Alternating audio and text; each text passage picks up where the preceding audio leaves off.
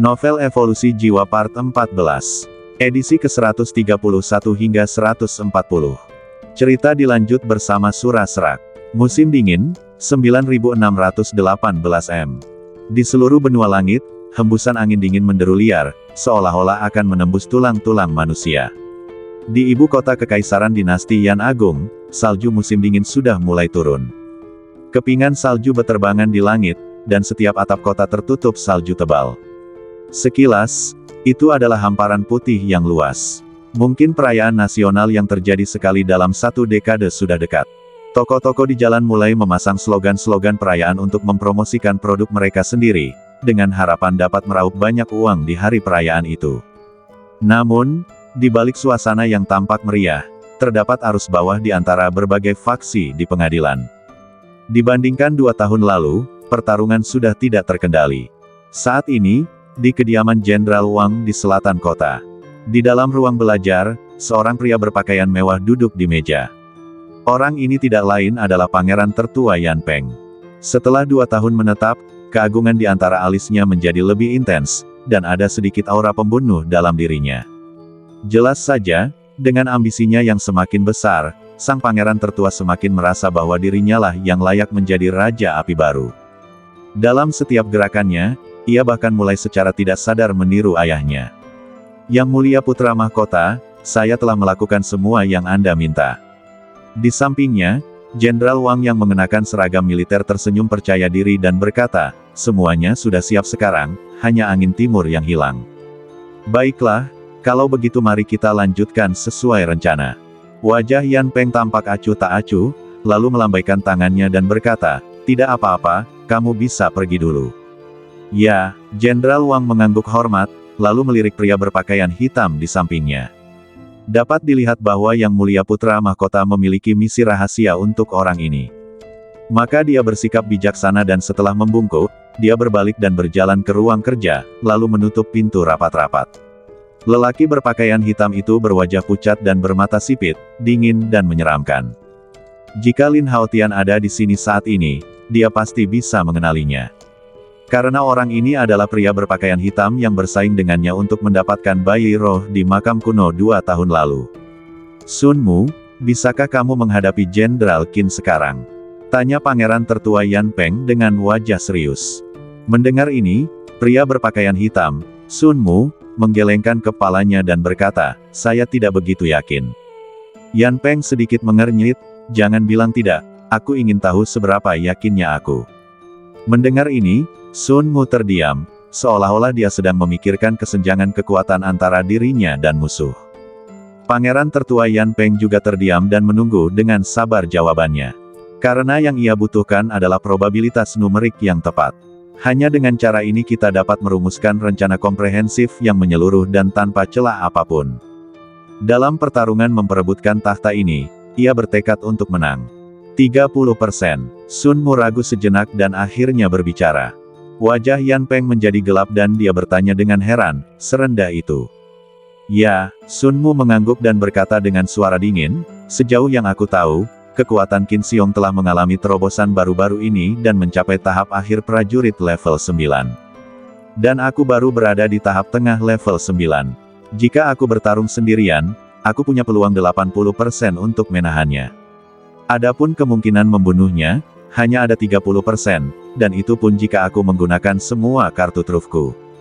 Setelah mendengarkan analisis Sun Mu, Yan Peng menjadi bijaksana. Ia bahkan merasa bahwa kepastian 30% ini masih agak tipis. Bagaimanapun juga, Qin Xiong bukan hanya seorang jago bela diri, tapi juga seorang jenderal besar dari dinasti Yan Agung. Dia memegang kekuasaan besar di ketentaraan dan dapat dikatakan sebagai pejabat yang sangat berkuasa. Sayangnya, Jenderal Qin ini sebenarnya memilih pangeran keempat Yan Sen, dan berdiri di sisi yang berlawanan dengannya dalam perebutan tahta. Tidak peduli dari aspek mana, dia yakin kalau dirinya tidak kalah dengan pangeran keempat Yan Sen, tapi orang itu malah memilih membantu kutu kupret itu. Setiap kali memikirkan hal ini, pangeran tertua Yan Peng merasa sangat marah. Jika Jenderal Qin tidak meninggal, itu akan berdampak signifikan pada rencana kita untuk perayaan bulan depan. Wajah Yan Peng berangsur-angsur menjadi gelap, dan suaranya dipenuhi dengan niat membunuh, jadi dia harus mati. Di sampingnya, Sun Mu mendesah ringan. Jika aku bisa mendapatkan bayi roh domain suci selama perjalanan ke makam kuno 2 tahun lalu, Qin Xiong tidak akan menjadi lawanku. Berbicara tentang ini, Sun Mu teringat pria misterius dengan topeng di wajahnya dan 4 hewan peliharaan yang kuat. Adapun Lin Haotian, ia menilai bahwa dirinya dimakamkan di sebuah makam kuno. Ini karena keempat binatang batu yang tiba-tiba terbangun di ruang rahasia pada saat itu semuanya memiliki kekuatan yang sebanding dengan prajurit manusia tingkat 9. Menghadapi boneka jimat yang begitu menakutkan, bahkan dia tidak memiliki peluang untuk menang. Kalau tidak, dia tidak akan langsung melarikan diri saat melihat situasi tidak baik. Kemudian, dia sengaja bersembunyi di makam kuno, menunggu Lin Haotian keluar, dan kemudian merampoknya secara paksa. Lagi pula, untuk membuka dinding logam dari luar lorong, seseorang membutuhkan saripati darah keturunan langsung Fang. Sekarang satu-satunya keturunan Fang Xiaoke sudah mati, tidak bisa dibuka lagi. Namun, setelah menunggu lebih dari 10 hari, tidak ada pergerakan.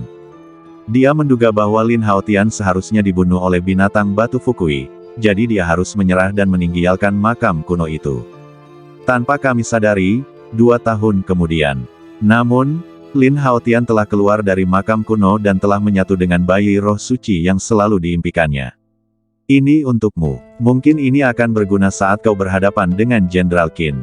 Pada saat ini, Pangeran tertua Yan Peng mengeluarkan kompas dari cincin penyimpanannya. Ini, Sun Mu segera menoleh, ekspresinya sedikit terkejut, lalu matanya berbinar. Tetapi saya melihat bahwa itu adalah kompas logam, seukuran telapak tangan. Kompas memiliki 2 warna, putih di bagian depan dan hitam di bagian belakang. Jarum di tengahnya ditutupi dengan rune dan terlihat sangat aneh. Yang mulia putra mahkota, apakah ini kompas reinkarnasi? Sun Mu menatap kompas hitam putih itu dengan mata membara dan tak dapat menahan diri untuk bertanya. Wah, kamu punya penglihatan yang bagus. Yan Peng berkata dengan tenang, dengan bantuan kompas ini, dapatkah kita meningkatkan keyakinan kita hingga 60%? Setelah menerima konfirmasi dari pangeran tertua, wajah pucat Sun Mu tiba-tiba menunjukkan kegembiraan yang tidak bisa disembunyikannya. Jelas tidak seorang pun yang menyangka bahwa pangeran tertua bisa mendapatkan senjata spiritual seperti itu. Lebih dari 60%, aku benar-benar yakin bisa membunuh Qin Xiong.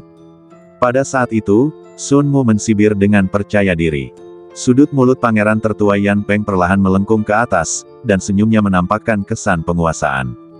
Seperti yang dikatakan Komandan Wang tadi, semuanya sudah siap kecuali angin timur. Dan angin yang baik ini niscaya akan menjadi upacara perayaan nasional bulan depan. Pada hari ini, angin menderu dingin. Gunung tempat Akademi Tianyan berada ditutupi oleh kepingan salju. Dilihat dari kejauhan, seluruh Akademi Tianyan tampak diselimuti hamparan salju putih yang luas. Pada malam harinya, 2 siswa tahun pertama membersihkan salju tebal di gerbang sekolah untuk mendapatkan poin kontribusi. Jika kita tidak membersihkan salju sekarang, salju akan lebih tebal besok dan lebih sulit dibersihkan. Pada saat ini, sebuah sosok berjalan di atas salju, meninggalkan jejak kaki yang panjang di belakangnya. Kedua mahasiswa baru itu langsung mengangkat kepala dan menatap pemuda yang mendekat. Tetapi mereka melihat pihak lain mengenakan seragam mahasiswa baru sama seperti mereka. Tetapi orang ini berambut panjang dan berjenggot acak-acakan, dan terlihat sangat liar. Yang paling mengejutkan mereka adalah pupil mata pemuda itu berwarna putih keabu-abuan. Dia tampak buta, tetapi setelah diamati lebih dekat, matanya seolah menyingkapkan perubahan kehidupan yang tak berujung. Orang ini tidak diragukan lagi adalah Lin Haotian yang baru saja kembali dari pelatihan di pegunungan Warcraft. Teman sekelas, kamu dari kelas mana? Salah satu anak laki-laki berambut pendek memandang Lin Haotian dengan rasa ingin tahu dan tidak bisa menahan diri untuk bertanya. Meskipun mereka mahasiswa baru, mereka telah berada di Akademi Tianyan setidaknya selama setengah tahun dan mengenal sebagian besar siswa tahun pertama. Tetapi lelaki aneh ini sekarang terasa sangat asing. Nama saya Lin Haotian, dan saya dari kelas 6, kelas 1 di Aula Xuanwu. Lin Haotian tersenyum dan berkata dengan tenang. Aula Xuanwu, kelas 1, kelas 6. Setelah mendengar ini, kedua mahasiswa baru itu sedikit tertegun dan menatap Lin Haotian dengan heran. Karena mereka berada di kelas 6, kelas 1. Tetapi tampaknya tidak ada seorang pun yang bernama Lin Haotian di kelas. Tepatnya, seharusnya tidak ada sama sekali. Sebagai tanggapan, keduanya menatap Lin Haotian dengan mata aneh. Mungkinkah orang ini meniru seragam Akademi Tianyan untuk menyelinap masuk? Tunggu sebentar, dia bilang namanya Lin Haotian. Terkejut, anak laki-laki berambut pendek itu tampaknya teringat sesuatu. Dia menatap Lin Haotian dengan heran, teringat rumor yang didengarnya di Akademi Tianyan selama 6 bulan terakhir. Dikatakan bahwa 2 tahun lalu, ada seorang mahasiswa baru bernama Lin Haotian. Saat ia baru saja mengikuti ujian rekrutmen, ia terdeteksi memiliki bakat tertinggi dalam kultivasi, yang mengejutkan seluruh hadirin. Setelah itu, ia terus mencetak rekor baru di 2 tempat pelatihan, platform Huansha dan mata air Hanling, dan menjadi bintang baru paling cemerlang di seluruh Akademi Tianyan. Hingga hari ini, belum ada seorang pun yang memecahkan kedua rekornya di tempat latihan. Dan namanya, bagaikan Raja Puncak, masih bersinar di bagian atas daftar. Setiap kali mereka pergi ke tempat latihan dan melihat nama Lin Haotian, semua mahasiswa baru itu sangat mengaguminya dan menganggapnya sebagai panutan yang harus ditiru. Namun, jenius seni bela diri ini menghilang sepenuhnya tanpa jejak saat ia keluar untuk berlatih 2 tahun lalu.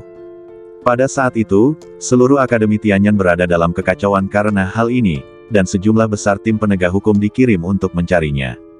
Ketiga teman sekamarnya juga tiba-tiba menghilang selama beberapa bulan dan digeledah kemana-mana. Namun pada akhirnya, mereka semua kembali dengan frustrasi. Sejak saat itu, rumor pun perlahan menyebar di Akademi Tianyan bahwa Lin Haotian dibunuh secara brutal saat sedang berlatih. Saat berita itu semakin menyebar, semua orang percaya bahwa Lin Haotian telah meninggal. Belum lagi para mahasiswa baru yang tidak mengetahui kebenarannya. Jadi pada saat ini, ketika mereka melihat Lin Haotian tiba-tiba kembali, mereka tidak bisa tidak merasa terkejut dan bingung.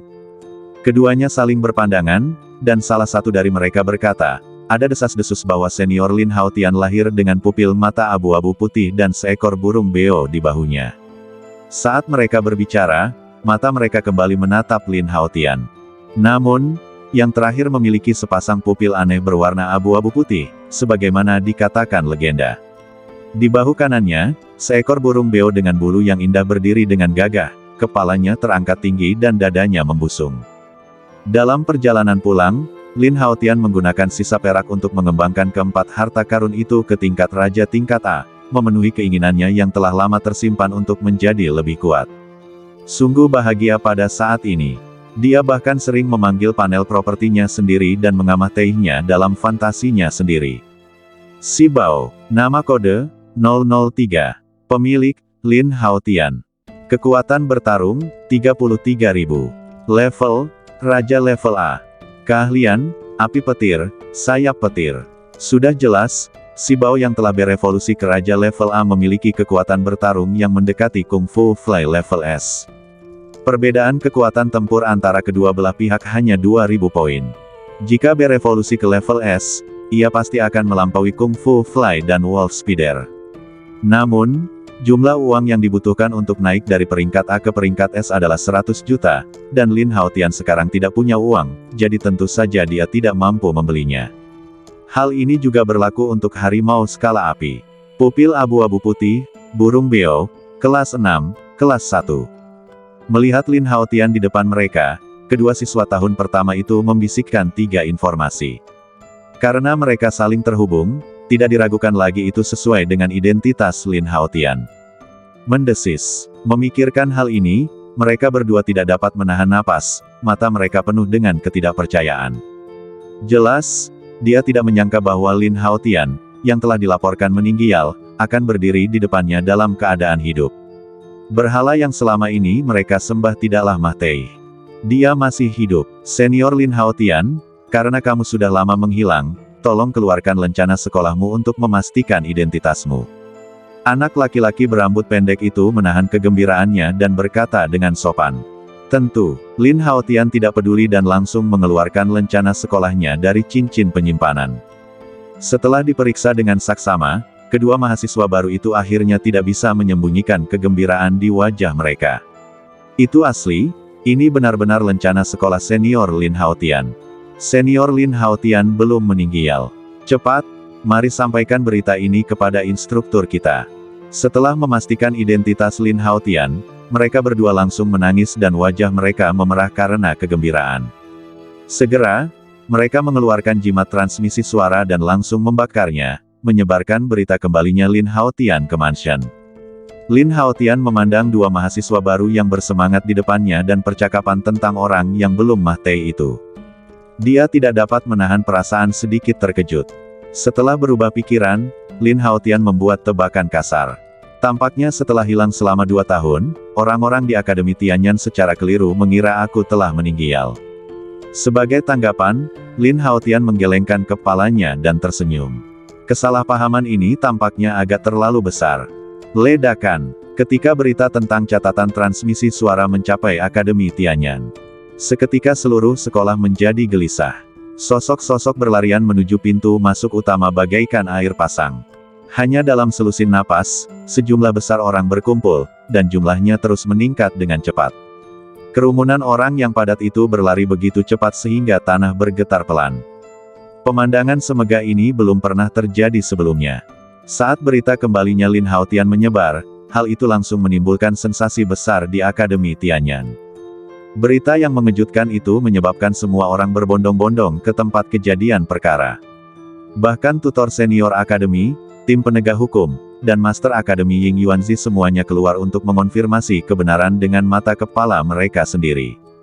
Pada saat ini, Lin Haotian yang berada di gerbang, merasakan tanah di bawah kakinya bergetar sedikit, dan sedikit kejutan melintas di matanya.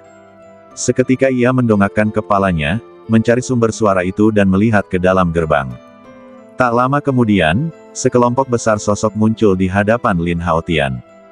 Masa manusia hitam yang menakutkan dan suara orang berlarian bagaikan banjir bandang, dan pemandangannya sungguh spektakuler. Ini, mata Lin Haotian sedikit menyipit. Sekalipun dia memiliki pengendalian diri yang hebat, dia tidak dapat menahan diri untuk tidak terkejut oleh hal ini. Senior Lin Haotian memang sehebat yang dikatakan rumor, dia selalu bisa melakukan hal-hal yang luar biasa. Mata dua mahasiswa baru di sebelahnya berkedip, dan mereka semakin mengagumi Lin Haotian di dalam hati mereka. Karena mereka sudah lama berada di Akademi Tianyan, ini adalah pertama kalinya mereka melihat seseorang menimbulkan sensasi seperti itu. Saya akhirnya bisa bertemu dengan senior legendaris Lin Haotian. Tak lama kemudian, sekelompok besar orang tiba di gerbang Akademi Tianyan.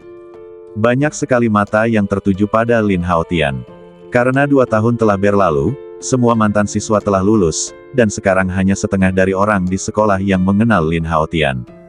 Selain itu, citra Lin Haotian juga telah banyak berubah sekarang. Dengan rambut panjang dan jenggot, ia memancarkan kejantanan liar.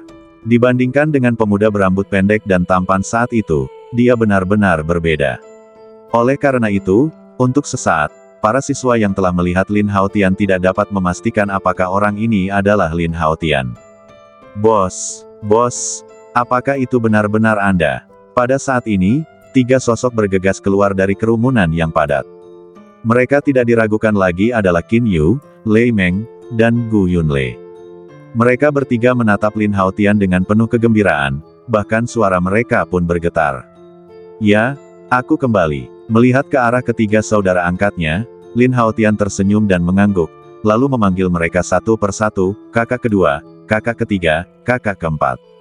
Ketika Qin Yu dan yang lainnya mendengar nama-nama yang telah lama hilang ini, mata mereka tiba-tiba memerah, dan tanpa berkata apa-apa, mereka semua bergegas maju dan memeluk mereka. Jika ini mimpi, mereka berharap itu nyata. Saya harap bos mereka, benar-benar kembali. Qin Yu memeluk bahu Lin Haotian dengan erat, matanya memerah, dan air matanya akhirnya keluar. Bos, ini benar-benar kamu. Ini benar-benar kamu. Tahukah kau betapa menyesalnya aku memberitahumu berita tentang makam kuno di pegunungan Warcraft? Untungnya, kamu kembali. Itu hebat. Pada akhirnya, Qin Yu menangis seperti anak kecil. Melihat reaksi ketiga saudaranya, Lin Haotian merasa hangat di hatinya. Dia mengulurkan tangan, menepuk punggung Qin Yu, dan berkata sambil tersenyum, kakak kedua, aku baik-baik saja, kamu tidak perlu menyalahkan dirimu sendiri. Melihat adegan Lin Haotian dan keempat saudara lainnya bersatu kembali, sebagian besar siswa yang hadir juga cukup tersentuh. Pada saat ini, kerumunan yang padat itu tiba-tiba bubar dan secara sadar memberi jalan bagi jalan masuk. Tak lama kemudian, banyak instruktur, yang dipimpin oleh kepala istana Ying Yuanzi, terlihat berjalan keluar dengan cepat. Lin Haotian, selamat datang kembali. Ying Yuanzi berjalan mendekat, menatap Lin Haotian, dan tersenyum puas. Sambil berbicara, dia terus menatap Lin Haotian, dan dia jelas merasakan aura yang dimilikinya, yang jauh lebih kuat dibanding 2 tahun lalu. Kekuatan semacam ini tidak berasal dari kultivasi, tetapi dari aura yang tertutup dan misterius. Ying Yuanzi bahkan merasa hal itu dapat memengaruhi dirinya, seorang prajurit tingkat 9 puncak. Salam, Yang Mulia Tuan Rumah. Lin Haotian tersenyum tipis dan memberi hormat sebagai sesama siswa. Matanya masih kosong dan tak bernyawa seperti sebelumnya, pupil matanya melihat ke arah tertentu, tidak menatap tatapan Ying Yuanzi. Meskipun matanya telah pulih sekarang, Lin Haotian tidak ingin mengungkapkannya terlalu dini. Bagaimanapun, Rinnegan adalah sesuatu yang sangat langka dan unik. Kalau ada yang berniat jahat tahu tentang ini, pasti dia akan mendapat masalah dan ada yang ingin mencungkil matanya. Kemana saja kamu selama 2 tahun terakhir? Ying Yuanzi menatap Lin Haotian dengan tatapan yang dalam, dan berkata dengan nada sedikit mencela, tidak ada berita sama sekali. Lin Haotian terdiam beberapa saat, lalu berkata, ketika saya berlatih di pegunungan Warcraft, saya dikejar oleh sekelompok besar Warcraft dan bersembunyi di sebuah lembah di suatu tempat. Kemudian saya menyadari bahwa saya tersesat, dan berkeliaran di pegunungan. Saya baru menemukan jalan keluar baru-baru ini. Narasi sederhana itu tentu saja mengejutkan semua orang yang hadir. Semua orang tahu bahwa pegunungan Warcraft sangat berbahaya dan wilayahnya sangat luas, hampir mencakup sebagian besar seluruh benua Cangkong. Jika Anda tersesat di dalamnya, akan sangat sulit untuk keluar lagi. Anda bahkan harus menghindari serangan dari berbagai binatang buas, jadi bagaimana Anda bisa punya waktu untuk mengingat rutenya? Oleh karena itu, semua orang memiliki keyakinan kuat terhadap pengalaman Lin Haotian. Lagi pula, 2 tahun lalu, Akademi Tianyan mengirim tim penegak hukum untuk mencari di pegunungan monster, tetapi saat mereka mencari lebih dalam, mereka menemukan semakin banyak monster tingkat tinggi. Adapun makam kuno yang disebutkan Qin Yu dan timnya, tim penegak hukum juga mencarinya dan menemukannya. Namun, selain sejumlah besar mahiyat, tidak ada jejak Lin Haotian. Kemudian, ketika mereka tidak dapat lagi mencari, seluruh tim dievakuasi. Begitu ya, aku senang kamu kembali. Ying Yuanzi mengangguk tetapi tidak bertanya lebih lanjut. Meskipun dia merasa Lin Haotian menyembunyikan sesuatu, jika dia tidak mengatakan apa-apa, hasilnya akan sama saja jika dia bertanya lagi. Yang terpenting sekarang adalah Lin Haotian kembali dengan selamat. Akademi Tianyan tidak kehilangan seorang jenius seni bela diri karena hal ini. Setelah itu, Lin Haotian, dikelilingi oleh banyak orang, berjalan ke Akademi Tianyan dengan penuh semangat. Saat kerumunan itu bubar, seorang wanita cantik masih berdiri diam di dekat pintu. Matanya terpaku pada punggung Lin Haotian yang berangsur-angsur surut. Sudut bibirnya yang menawan perlahan melengkung membentuk senyuman. Tampaknya dia sangat gembira karena Lin Haotian dapat kembali dengan selamat. Wanita ini adalah mantan istri Lin Haotian, Zhao Linger. Setelah tidak melihatnya selama 2 tahun, dia tampak menjadi lebih jantan. Zhao Linger bergumam pelan. Setelah suaranya mereda, dia mendesah pelan, ekspresinya dipenuhi emosi dan sedikit kesedihan di matanya. Betapa baiknya jika aku tidak memperlakukan Lin Haotian seperti itu saat itu. Mungkin sekarang, aku dan dia masih suami istri. Sayangnya, waktu tidak dapat diputar kembali. Zhao Linger menggelengkan kepalanya dan berusaha keras menekan emosi rumit di hatinya, tidak berniat memikirkannya lagi. Karena dia tahu betul bahwa dalam kehidupan ini, dia dan Lin Haotian seperti 2 garis sejajar dan mungkin tidak akan pernah bertemu lagi. Di gerbang Akademi Tianyan, selain Zhao Linger, ada juga banyak orang yang berlama-lama. Orang-orang ini jelas merupakan mata-mata yang ditanam di akademi oleh berbagai kekuatan dinasti Yan Agung. Setelah mereka memastikan bahwa Lin Haotian masih hidup, mereka membakar catatan transmisi suara dan menyebarkan berita tersebut. Jika 2 tahun lalu, di mata organisasi-organisasi kuat itu, Lin Haotian hanyalah seorang berbakat yang direkrut dan dilatih, dan tidak menimbulkan ancaman apapun. Namun, sekarang, pengaruh Lin Haotian mulai terlihat di dunia seni bela diri.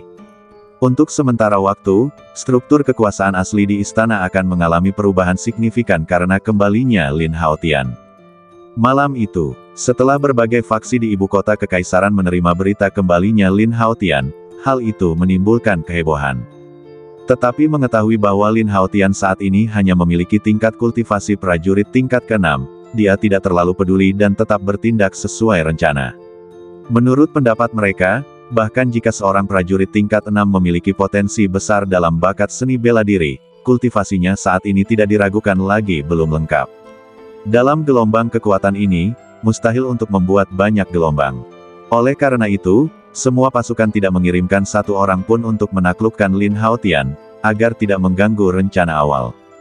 Mereka berada dalam keharmonisan sempurna satu sama lain dan memilih untuk tetap diam.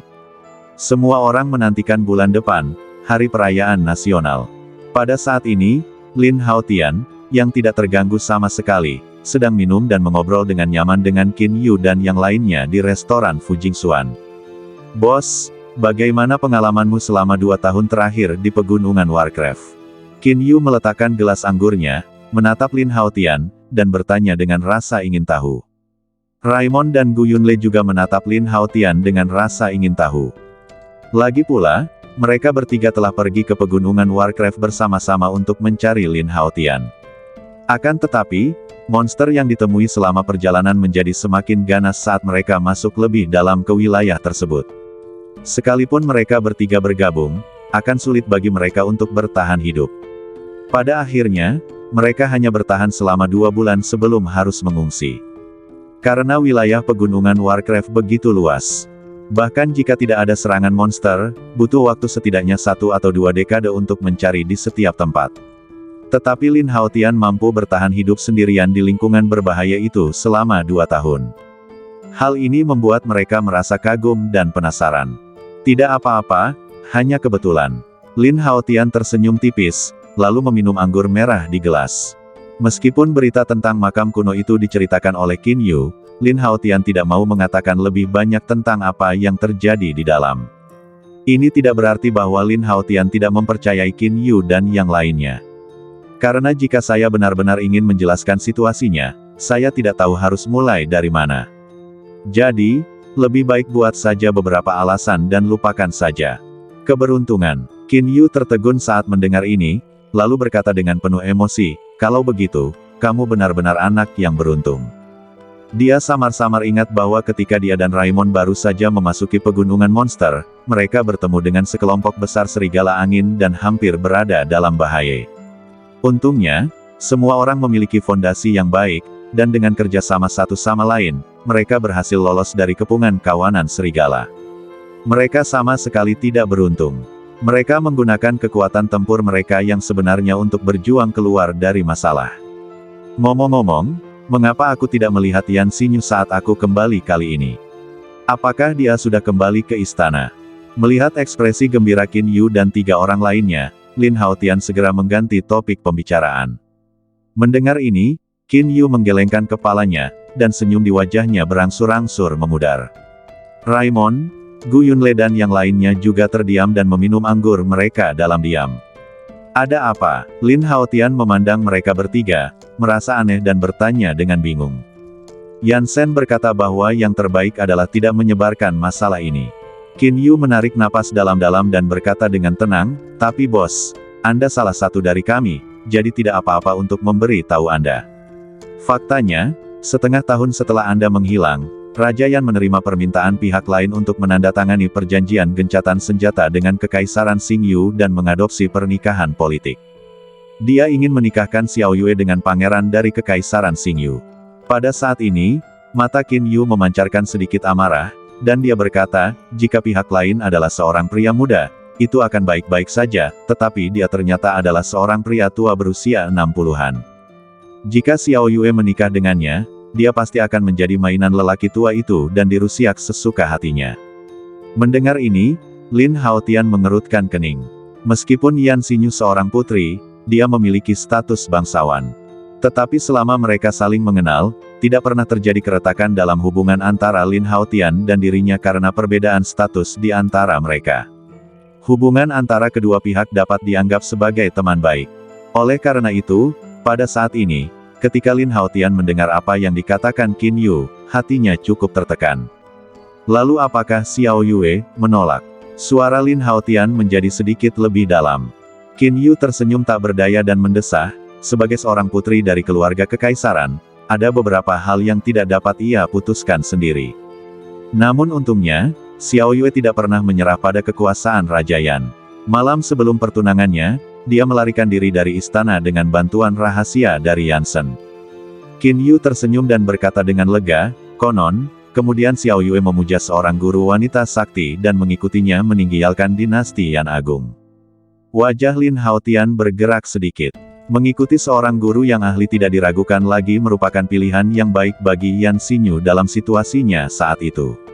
Ngomong-ngomong, ada satu hal lagi yang tidak kuketahui apakah harus kukatakan padamu atau tidak. Itulah yang dikatakan Yan Xinyu kepadaku sebelum dia pergi.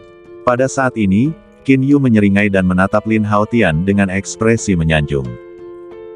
Lin Haotian melihat ekspresi aneh Qin Yu dan tidak bisa menahan rasa penasarannya.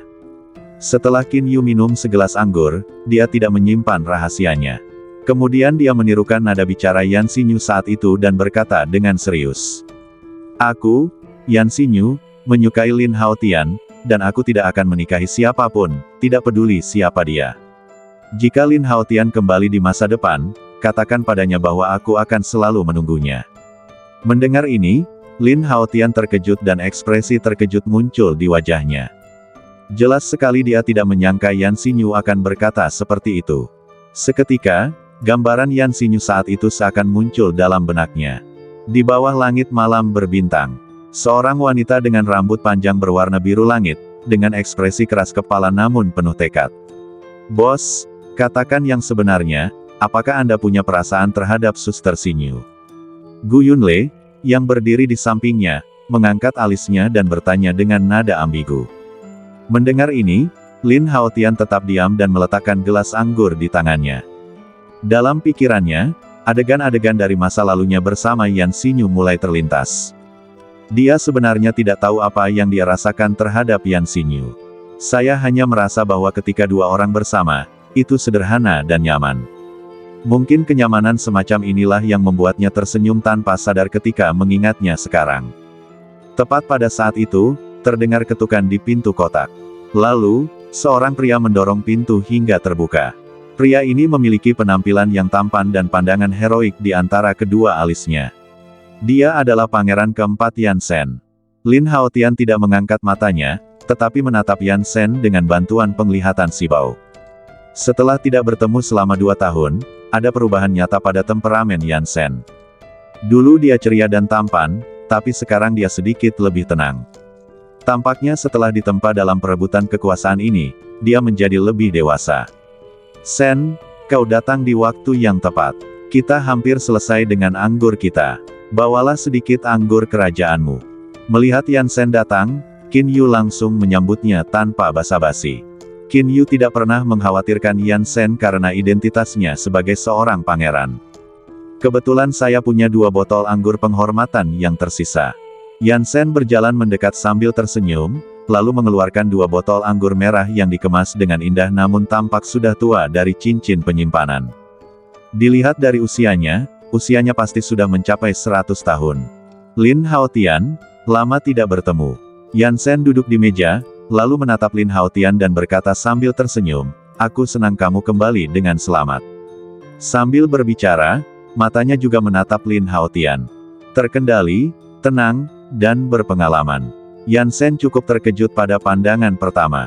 Dia tidak tahu apa yang dialami Lin Haotian dalam 2 tahun terakhir, tetapi dia merasa bahwa dia telah banyak berubah. Terutama mata itu, meski tampak sama seperti sebelumnya, samar-samar terasa sangat berbeda. Kalau diperhatikan lebih dekat, mata yang dalam itu seakan menyingkapkan perubahan yang tak berujung dan sulit untuk dilihat. Kamu datang paling lambat, jadi kamu harus minum 3 cangkir sebagai hukuman. Lin Haotian tahu bahwa Yan Sen sedang mengamah tehnya, jadi dia sengaja mengalihkan perhatiannya. Mendengar ini, Yan Sen sedikit terkejut, lalu dia tersenyum bebas. Oke, sambil berkata demikian, dia mengambil sebotol anggur, menuangkan 3 gelas untuk dirinya sendiri, lalu mulai minum. Perilakunya cukup jelas. Dia memperlakukan Lin Haotian sebagaimana dia memperlakukan Qin Yu, tanpa ada kesan seorang pangeran sama sekali. Lalu, semua orang mulai membicarakan topik yang berbeda-beda. Selama keseluruhan proses, tidak ada isu sensitif terkait urusan negara yang dibahas. Namun, ketika perjamuan hendak berakhir, Yan Shen tiba-tiba mengundang Lin Haotian. Lin Haotian, bulan depan adalah perayaan besar yang diadakan oleh dinasti Yan Agung kita setiap 10 tahun. Yan Shen memandang Lin Haotian, Lei Meng, dan Gu Yunle, lalu berkata sambil tersenyum tulus, jika kalian tertarik, kalian bisa mengunjungi istana bersama Qin Yu. Hari Nasional. Mendengar ini, Lin Haotian sedikit tersentuh. Dalam perjalanan pulang, ia melihat beberapa slogan propaganda di jalan-jalan berbagai kota. Perayaan ini hanya diadakan setiap 10 tahun sekali, jadi tidak sulit membayangkan kalau acaranya akan sangat megah dan meriah. Jika bos pergi, kami pun akan pergi. Gu Yunle menyeringai, jelas sangat tertarik. Raimon terdiam, tetapi tidak ada yang tahu apa yang dipikirkannya. Baiklah, kalau begitu, kita akan pergi dan ikut bersenang-senang nanti kalau ada waktu. Lin Haotian mengangguk dan tersenyum, tidak menolak undangan Yan Shen. Namun, Qin Yu, yang berdiri di sampingnya, memiliki sedikit cahaya tersembunyi di matanya. Dia memandang Yan Shen yang ada di seberangnya, dan samar-samar merasa bahwa undangan Yan Shen kepada Lin Haotian dan yang lainnya mungkin tidak sesederhana mengunjungi sebuah perayaan. Lagi pula, menurut intelijen, pangeran tertua Yan Peng mungkin akan mengambil tindakan hari itu. Namun sekarang, Yan Shen malah mengundangnya. Mungkinkah dia juga menyertakan bos dan yang lainnya dalam rencananya? Memikirkan hal ini, Qin Yu terdiam, tidak dapat menebak apa niat Yan Shen. Sebagai penerus berikutnya dari rumah jenderal, misinya adalah membantu Yan Shen. Oleh karena itu, bahkan jika pangeran keempat punya strategi, dia tidak bisa berkata banyak. Setelah itu, ketika semua orang sudah makan dan minum sampai kenyang, mereka membayar tagihan dan meninggalkan restoran. Di bawah langit malam, Lin Haotian dan keempat saudaranya berjalan berdampingan menuju area asrama tempat mereka saat ini tinggal sebagai mahasiswa tahun ketiga. Hei, kalian semua, di tengah perjalanan, Qin Yu tiba-tiba berkata, jika kamu bisa menghindari pergi ke perayaan bulan depan, maka jangan pergi. Mendengar ini, Lin Haotian mengangkat alisnya sedikit. Kakak kedua, apa yang sedang kamu bicarakan? Gu Yunle sedikit tertegun, dan juga sedikit terkejut dengan kata-kata Qin Yu. Namun, melihat ekspresi serius Qin Yu, rasanya orang ini tidak sedang bercanda. Di sampingnya, Raimon tetap diam, seolah-olah dia mengetahui sesuatu, dengan sedikit keraguan di wajahnya. Tetapi saat itu keadaan sudah gelap, dan Lin Haotian serta yang lainnya tidak menyadari sedikit pun perubahan pada ekspresinya. Singkatnya, sebaiknya kau tidak pergi. Kita bersaudara, dan hanya ini yang bisa kukatakan padamu. Qin Yu melihat sekelilingnya dan menyadari tidak ada seorang pun di sana, maka ia merendahkan suaranya dan berbicara. Melihat ekspresi tenang Qin Yu, Lin Haotian mengerutkan kening. Meskipun Qin Yu tidak menjelaskannya dengan jelas, tidak sulit untuk menebak bahwa sesuatu yang buruk pasti telah terjadi pada upacara Hari Nasional. Dan peringatan ini tidak diragukan lagi karena mereka tidak ingin mereka terlibat. Jika ada yang ingin kau katakan, mari kita kembali ke asrama dan membicarakannya. Karena mereka saat ini sedang berada di luar, Lin Haotian tahu bahwa Qin Yu memiliki sesuatu yang sulit untuk dikatakan, jadi dia tidak mengatakan apa-apa lagi. Begitu saja, mereka berempat kembali ke asrama dalam diam, masing-masing dengan pikirannya sendiri. Sibao, pergilah ke atap dan jagalah. Pikiran Lin Haotian bergerak sedikit, dan dia memberi perintah secara diam-diam. Burung beo Sibao segera terbang keluar jendela dan berdiri di atap. Mata tajam itu mengamati sekeliling seperti kamera ponsel, dan setiap gerakan dan gerak-gerik muncul dalam benak Lin Haotian. Di dalam ruangan, 4 orang duduk berhadapan satu sama lain. Sebenarnya, saya tidak ingin tahu terlalu banyak tentang masalah sensitif seperti rezim kerajaan. Lin Haotian menatap Qin Yu dan bertanya dengan serius, aku hanya ingin tahu apakah kamu akan mendapat masalah saat itu. Qin Yu sedikit tertegun saat mendengarnya. Bagaimana mungkin dia tidak mendengar arti kata-kata Lin Haotian? Keluarga Qin kami mengendalikan sejumlah besar pasukan di istana. Ayah saya adalah seorang prajurit tingkat 9 dan memiliki banyak orang kuat di bawah komandonya. Bagaimana mungkin saya mendapat masalah? Qin Yu melambaikan tangannya dan tersenyum, lalu berkata dengan percaya diri, lagi pula, aku bukan orang yang mudah menyerah. Mendengar ini, sedikit keterkejutan melintas di mata Lin Haotian. Aku tidak menyangka ayah Qin Yu begitu kuat. Dengan ayah yang begitu kuat dan latar belakang rumah jenderal yang kuat, sebenarnya tidak akan ada masalah besar. Lin Haotian merasa sedikit lega tentang ini. Karena kamu sudah bilang begitu, kita tidak akan pergi ke istana untuk ikut bersenang-senang bulan depan. Lin Haotian mengangguk dan tersenyum. Raimon dan Gu Yunle keduanya mengangguk mengerti. Qin Yu senang melihat Lin Haotian dan yang lainnya setuju. Ketika mereka berempat menjadi saudara sumpah, mereka berbagi kebahagiaan dan juga kesulitan. Tetapi dia tidak ingin saudara-saudaranya terbunuh karena urusannya sendiri. Dalam perebutan kekuasaan kekaisaran semacam itu, tak seorang pun dapat benar-benar yakin bahwa mereka dapat melindungi diri sendiri. Setelah itu, Lin Haotian hanya mandi dan pergi ke asrama untuk beristirahat. Berbaring di tempat tidur empuk, Lin Haotian tiba-tiba merasa sangat nyaman. Setelah 2 tahun, akhirnya saya memiliki tempat tidur di mana saya dapat tidur dengan tenang. Namun tak lama kemudian, Lin Haotian tiba-tiba berdiri dan melihat keluar jendela dengan ekspresi waspada di wajahnya.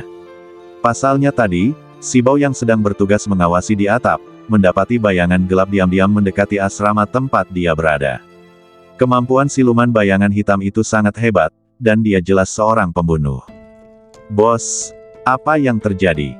Cakar Xiaobei memancarkan cahaya dingin dan dia pun menjadi waspada. Berbaring saja dan jangan bergerak.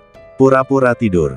Mengikuti instruksi Lin Haotian, Xiaobei segera melakukan apa yang diperintahkan. Apakah ada yang mencoba membunuhku? Mata Lin Haotian berubah dingin, tetapi dia merasa itu sedikit tidak masuk akal. Dia baru saja kembali, jadi secara logika dia seharusnya tidak menyinggung siapapun. Kok dia bisa jadi incaran pembunuh? Sambil menebak secara diam-diam, Lin Haotian berpura-pura berbaring di tempat tidur. Kekuatan spiritual dalam badannya tiba-tiba mulai mengalir, siap digunakan kapan saja. Suara mendesing. Benar saja, seperti dugaan Lin Haotian, bayangan hitam itu tidak langsung mengambil tindakan saat mendekati jendela asrama. Tatapan dingin itu mengamati situasi di dalam ruangan melalui celah jendela. Di jendela, bayangan si pembunuh tampak sangat sabar, berdiri diam dan menatap. Matanya yang dingin bagaikan ular berbisa menatap Lin Haotian yang sedang tertidur di ranjang.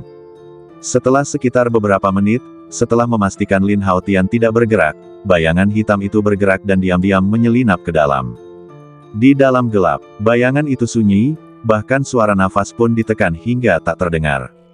Jika 4 harta karun burung beo tidak memiliki kemampuan penglihatan malam untuk mengetahuinya terlebih dahulu, Lin Haotian mungkin akan kesulitan mendeteksi penyusupan si pembunuh tanpa waspada. Bayangan hitam itu mendekat dan menatap diam-diam ke arah Lin Haotian yang sedang berbaring telentang. Lin Haotian memejamkan matanya, hatinya amat tenang. Karena lalat kungfu dan laba-laba serigala sudah bersembunyi di samping bantalnya. Jika orang ini berani mengambil tindakan, konsekuensinya mudah dibayangkan. Namun, tidak ada jejak niat membunuh di mata pria bayangan itu. Dia mengeluarkan cincin penyimpanan dan meletakkannya di samping tempat tidur, lalu berbalik dan bersiap untuk pergi. Karena kamu sudah di sini, setidaknya kamu harus menjelaskan semuanya dengan jelas sebelum pergi. Tepat saat bayangan hitam itu melangkah 2 langkah, suara aneh tiba-tiba terdengar. Pria bayangan itu terkejut sejenak, lalu ia melihat seekor burung beo yang tampan dan sombong berdiri di jendela. Tidak diragukan lagi bahwa suara tadi dikeluarkan oleh burung beo ini. Si Bao, lama tidak bertemu. Melihat Si Bao, manusia bayangan itu benar-benar memanggil namanya. Lagi pula, meskipun suaranya dingin, suaranya enak didengar, dan jelas itu suara wanita. Ziye. Lin Haotian merasa suara itu familiar. Pada saat itu, ia jungkir balik di bawah tempat tidur dan mendarat dengan mantap. Cahaya bulan dari luar jendela bersinar masuk, menyinari sosok hitam itu, menonjolkan bentuk badannya yang anggun dan ramping.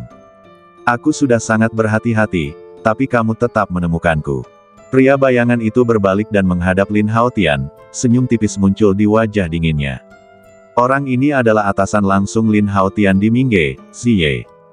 Ternyata itu kamu. Kamu hampir memulai perkelahian tadi. Lin Haotian tersenyum acuh tak acuh dan berkata, jangan terlalu menakutkan saat kau datang menemuiku lain kali. Sambil berbicara, Lin Haotian mengulurkan tangan dan mengambil cincin penyimpanan di samping tempat tidur, lalu memindainya dengan kekuatan mentalnya. Namun di dalamnya ada kartu Wanjin dan banyak catatan transmisi suara. Tidak mungkin. Aku membakar semua rekaman transmisi suara untuk menemukanmu 2 tahun lalu, tapi aku tidak mendapat balasan apapun darimu. Ziye Xiang mengangkat bahu dan berkata ringan. Mendengar ini, Lin Haotian mengerti. Pada awalnya, dia terjebak dalam ilusi gelap karena ujian bayi roh tanah suci, dan dia tidak bisa merasakan pergerakan apapun dari dunia luar. Setelah sadar kembali, Lin Haotian juga memanggil citra visual laba-laba serigala untuk memeriksa. Dia tahu bahwa kadang-kadang, sebuah catatan transmisi suara akan terbang keluar dari cincin penyimpanan. Namun pada akhirnya, hingga catatan transmisi suara itu padam, tidak ada berita sama sekali. Jadi Anda datang ke sini malam ini hanya untuk menyampaikan beberapa catatan transmisi suara. Lin Haotian tersenyum acuh tak acuh dan mengeluarkan kartu Wanjin. Saat dia menggunakan kekuatan spiritualnya untuk menjelajah, Lin Haotian terkejut saat mengetahui jumlah benda di dalamnya sangat banyak. Ada sebanyak 200 juta. Karena saya tidak bisa menghubungi Anda saat itu, saya pikir Anda sudah meninggal, jadi saya berhenti mentransfer uang. Ziye memiliki wajah dingin, seolah-olah uang tidak menarik baginya sama sekali. Dia berkata, kartu emas ini berisi gaji Anda selama 2 tahun. Saya akan mengembalikannya kepada Anda secara penuh. Mendengar ini, Lin Haotian senang dan berkata sambil tersenyum, terima kasih. 200 juta yuan tidak diragukan lagi adalah apa yang sangat ia butuhkan saat ini. Tepat sekali untuk mengembangkan harimau skala api dan 4 harta karun ke tingkat S. Ada satu hal yang membuatku penasaran. Bagaimana caramu melawan racun penghisap darah? Ziye tiba-tiba bertanya, menatap Lin Haotian dengan tatapan aneh. Dia ingat ketika dia membawa Lin Haotian menemui pemimpin Mingge Tianzu, elang kegelapan, Lin Haotian dipaksa meminum racun. Itu adalah jenis racun yang digunakan Mingge secara khusus untuk mengendalikan anggotanya. Racun itu masuk ke dalam darah, dan para prajurit di bawah alam suci tidak dapat membasminya bahkan dengan menggunakan energi spiritual. Dan itu akan terjadi sebulan sekali. Jika tidak ada penawarnya, pembuluh darah di seluruh badan akan terasa seperti digigit ribuan serangga, menimbulkan rasa sakit yang tak tertahankan.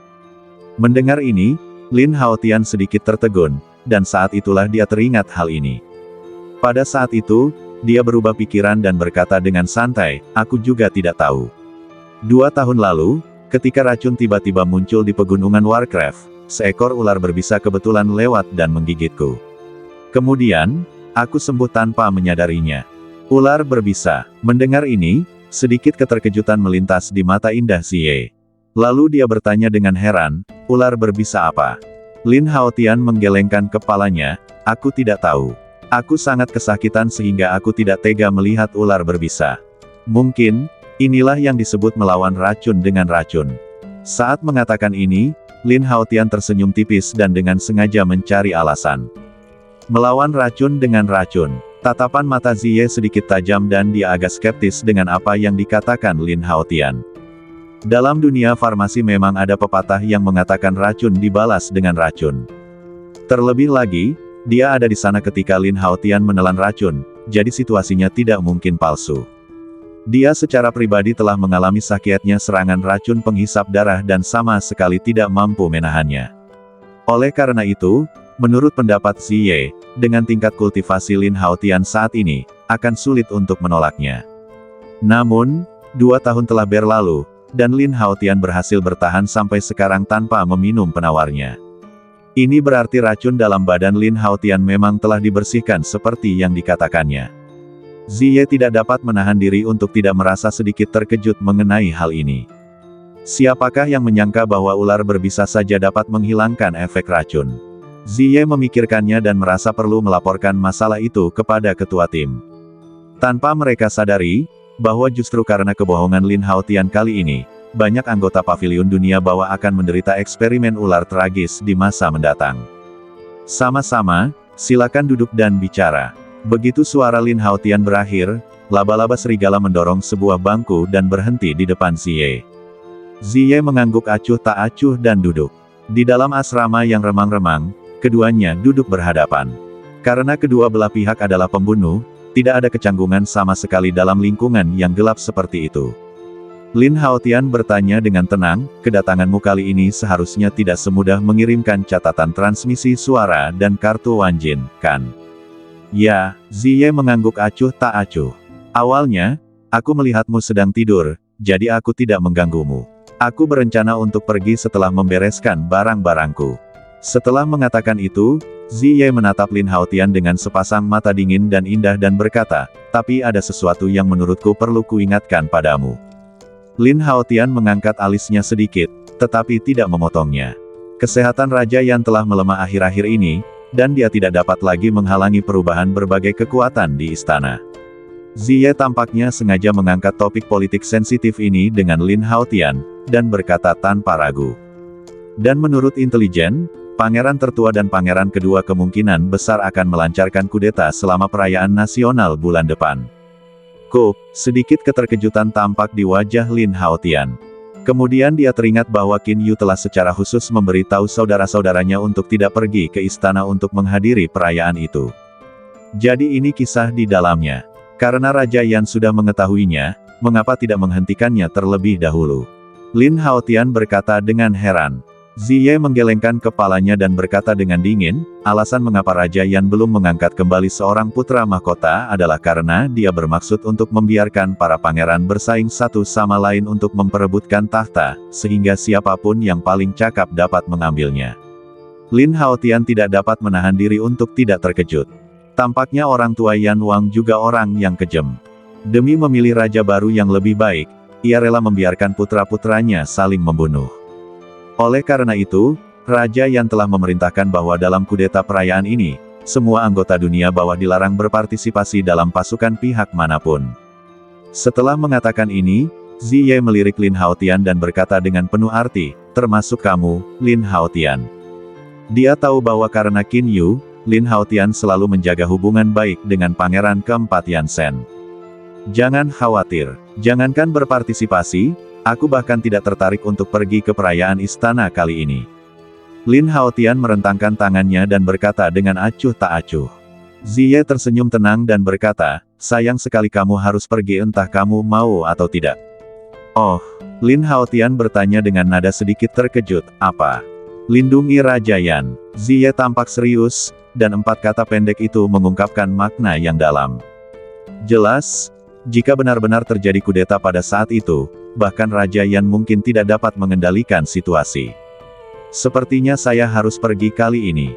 Lin Haotian menggelengkan kepalanya diam-diam, tetapi ini juga merupakan kesempatan bagus karena dia bisa mengamati perkembangan situasi di tempat. Jika Qin Yu mengalami kecelakaan, dia masih bisa membantu. Bagaimanapun, saat itu, dia akan muncul sebagai Jingke, dan tidak seorang pun akan tahu siapa dia kecuali organisasi Mingge. Pada hari perayaan bulan depan, Anda akan menemui saya di Paviliun Jinhai di ibu kota kekaisaran, dan kemudian mengikuti organisasi untuk menyelinap ke seluruh istana. Setelah Ziye selesai memberikan instruksi, dia tidak berlama-lama dan meluncur keluar jendela dengan ringan. Melihat sosok di luar jendela yang menghilang di dalam malam, mata Lin Haotian sedikit menyipit dan dia berpikir keras. Pergantian tahta ini jelas tak terelakkan. Menurut pendapat Lin Haotian, ide awal Raja Yan mungkin adalah membiarkan para pangeran berkembang sendiri dan mengamati siapa di antara mereka yang akan menjadi kandidat lebih baik untuk menjadi raja berikutnya. Pada awalnya, Raja Yan mampu menekan mereka dengan kekuatan Paviliun Hades. Misalnya, di rumah Wang Taiwei, Menteri Pendapatan, Ma Suoliang, dibunuh, tetapi ia juga memiliki kekuatan untuk mengancam pangeran tertua. Namun, seiring perkembangan dalam beberapa tahun terakhir, kemampuan masing-masing pangeran telah menjadi sangat luar biasa dan sayapnya secara bertahap tumbuh lebih kuat. Di permukaan, tampaknya kecelakaan itu disebabkan oleh Raja Api. Tetapi semua orang tahu bahwa dengan kekuatan Raja Yan saat ini, dia pasti tidak mampu mengendalikan situasi dan hanya bisa membiarkannya berubah. Kalau tidak, bagaimana mungkin ia hanya duduk diam dan menonton lalu membiarkan perayaan di istana berubah menjadi medan pertempuran perebutan tahta? Kamu pantas mendapatkannya. Sedikit seringai muncul di wajah Lin Haotian. Sepanjang sejarah, kekuasaan telah benar-benar merugikan manusia. Banyak perwira dan prajurit, serta warga sipil, menjadi korban karenanya. Tentu saja, Lin Haotian bukanlah orang suci karena dia mempunyai ide ini saat ini. Jika memungkinkan, ia juga berharap untuk memiliki suatu wilayah dan menjadi penguasa yang bebas dari kekhawatiran. Pada saat itu, Anda akan dapat berkembang dengan bebas di wilayah tersebut dan menciptakan kekayaan yang lebih besar. Ia bahkan mewujudkan mimpinya yang telah lama dipendam untuk membentuk pasukan hewan.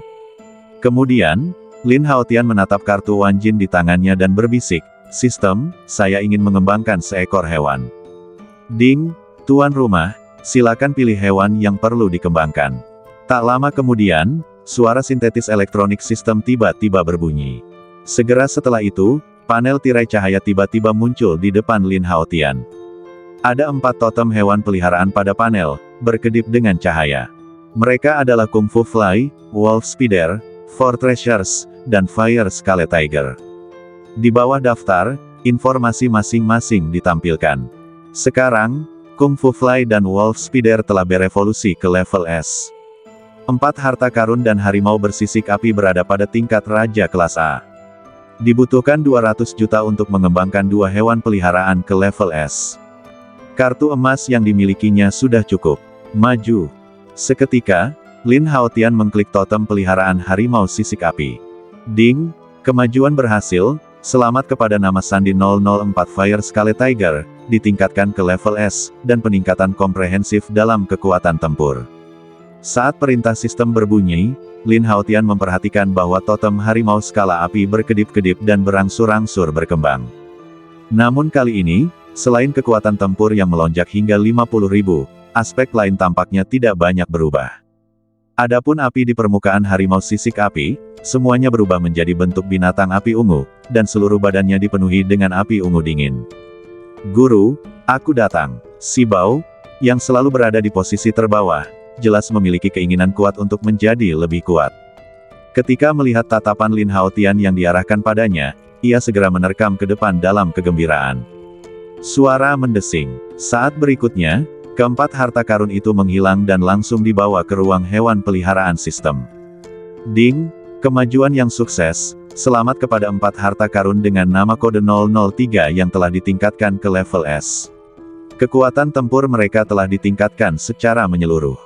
Ding, selamat kepada 4 harta karun dengan nama Sandi 003 karena telah memperoleh garis keturunan khusus, darah Thunder Phoenix.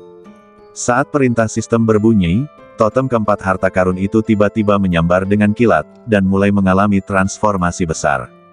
Darah Phoenix petir. Ketika Lin Haotian mendengar bahwa Si Bao telah memperoleh garis keturunan khusus, jantungnya mulai berdetak kencang. Pada saat ini, dia tidak dapat menahan rasa penasarannya terhadap evolusi dan transformasi keempat harta karun itu yang akan datang. Setelah beberapa saat menarik napas, kilat di permukaan totem akhirnya berhenti menyambar. Segera setelah itu, apa yang muncul dalam penglihatan Lin Haotian adalah gambar seekor burung yang sangat agung. Badannya tidak lagi pendek dan bulat seperti burung beo, tetapi telah menjadi sangat ramping, dengan kepala seperti burung pegar, badan ditutupi sisik dan bulu, dan sedikit suara guntur terdengar di mana-mana. Terutama sepasang cakar burung phoenix yang tajam itu, yang tampaknya memiliki momentum untuk merobek langit. Meski apa yang tersaji di hadapan Lin Haotian hanyalah sebuah totem peliharaan, dia masih dapat dengan jelas merasakan tekanan darah binatang suci yang berdebar-debar darinya. Bentuk ini benar-benar berbeda dari penampilan Si Bao sebelumnya. Tampan sekali. Mata Lin Haotian berbinar, melihat bentuk evolusi dari keempat harta karun itu, dia merasa sangat gembira. Kalau saja tidak karena kekhawatiran kalau kekuatan petir di Si Bao itu bisa membuat orang lain yang ada di area asrama khawatir. Lin Haotian mungkin tidak sabar untuk mengungkapkannya. Oleh karena itu, dia harus menekan pikiran-pikiran gembira di dalam hatinya dan mengalihkan perhatiannya kepada atribut informasi dari keempat harta karun tersebut. 4 harta karun. Nama kode 003. Pemilik, Lin Haotian. Kekuatan tempur, 45.000. Level, peringkat S. Keahlian, lidah api petir, sayap petir bakat. Garis keturunan, darah Phoenix ungu. Pagi selanjutnya, Lin Haotian memulai hari pertamanya di kelas 2 tahun kemudian. Kemarin, tutor sekolah telah menyelesaikan semua prosedur untuk kenaikan kelasnya. Saat ini, dia mengenakan seragam sekolah tahun ketiga dan pergi ke kelas sihir di Istana Lingmiao bersama Qin Yu. Lin Haotian sekarang memiliki bayi roh domain suci yang terintegrasi ke dalam badannya, jadi latihannya sebagai seniman bela diri prajurit telah menjadi perkembangan yang alami. Akan tetapi, keterampilan sihir dan akumulasi pengetahuannya masih kurang. Misalnya, Rinnegan-nya, secara tegas, termasuk dalam kategori rune sihir dalam seni bela diri.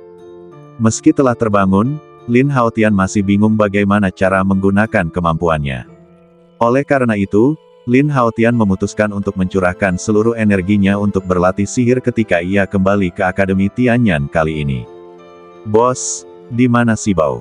Dalam perjalanan, Qin Yu memperhatikan bahu Lin Haotian kosong, dan bertanya dengan rasa ingin tahu. Dia tahu bahwa Sibao selalu menjadi burung pemandu Lin Haotian dan hampir tidak dapat dipisahkan darinya.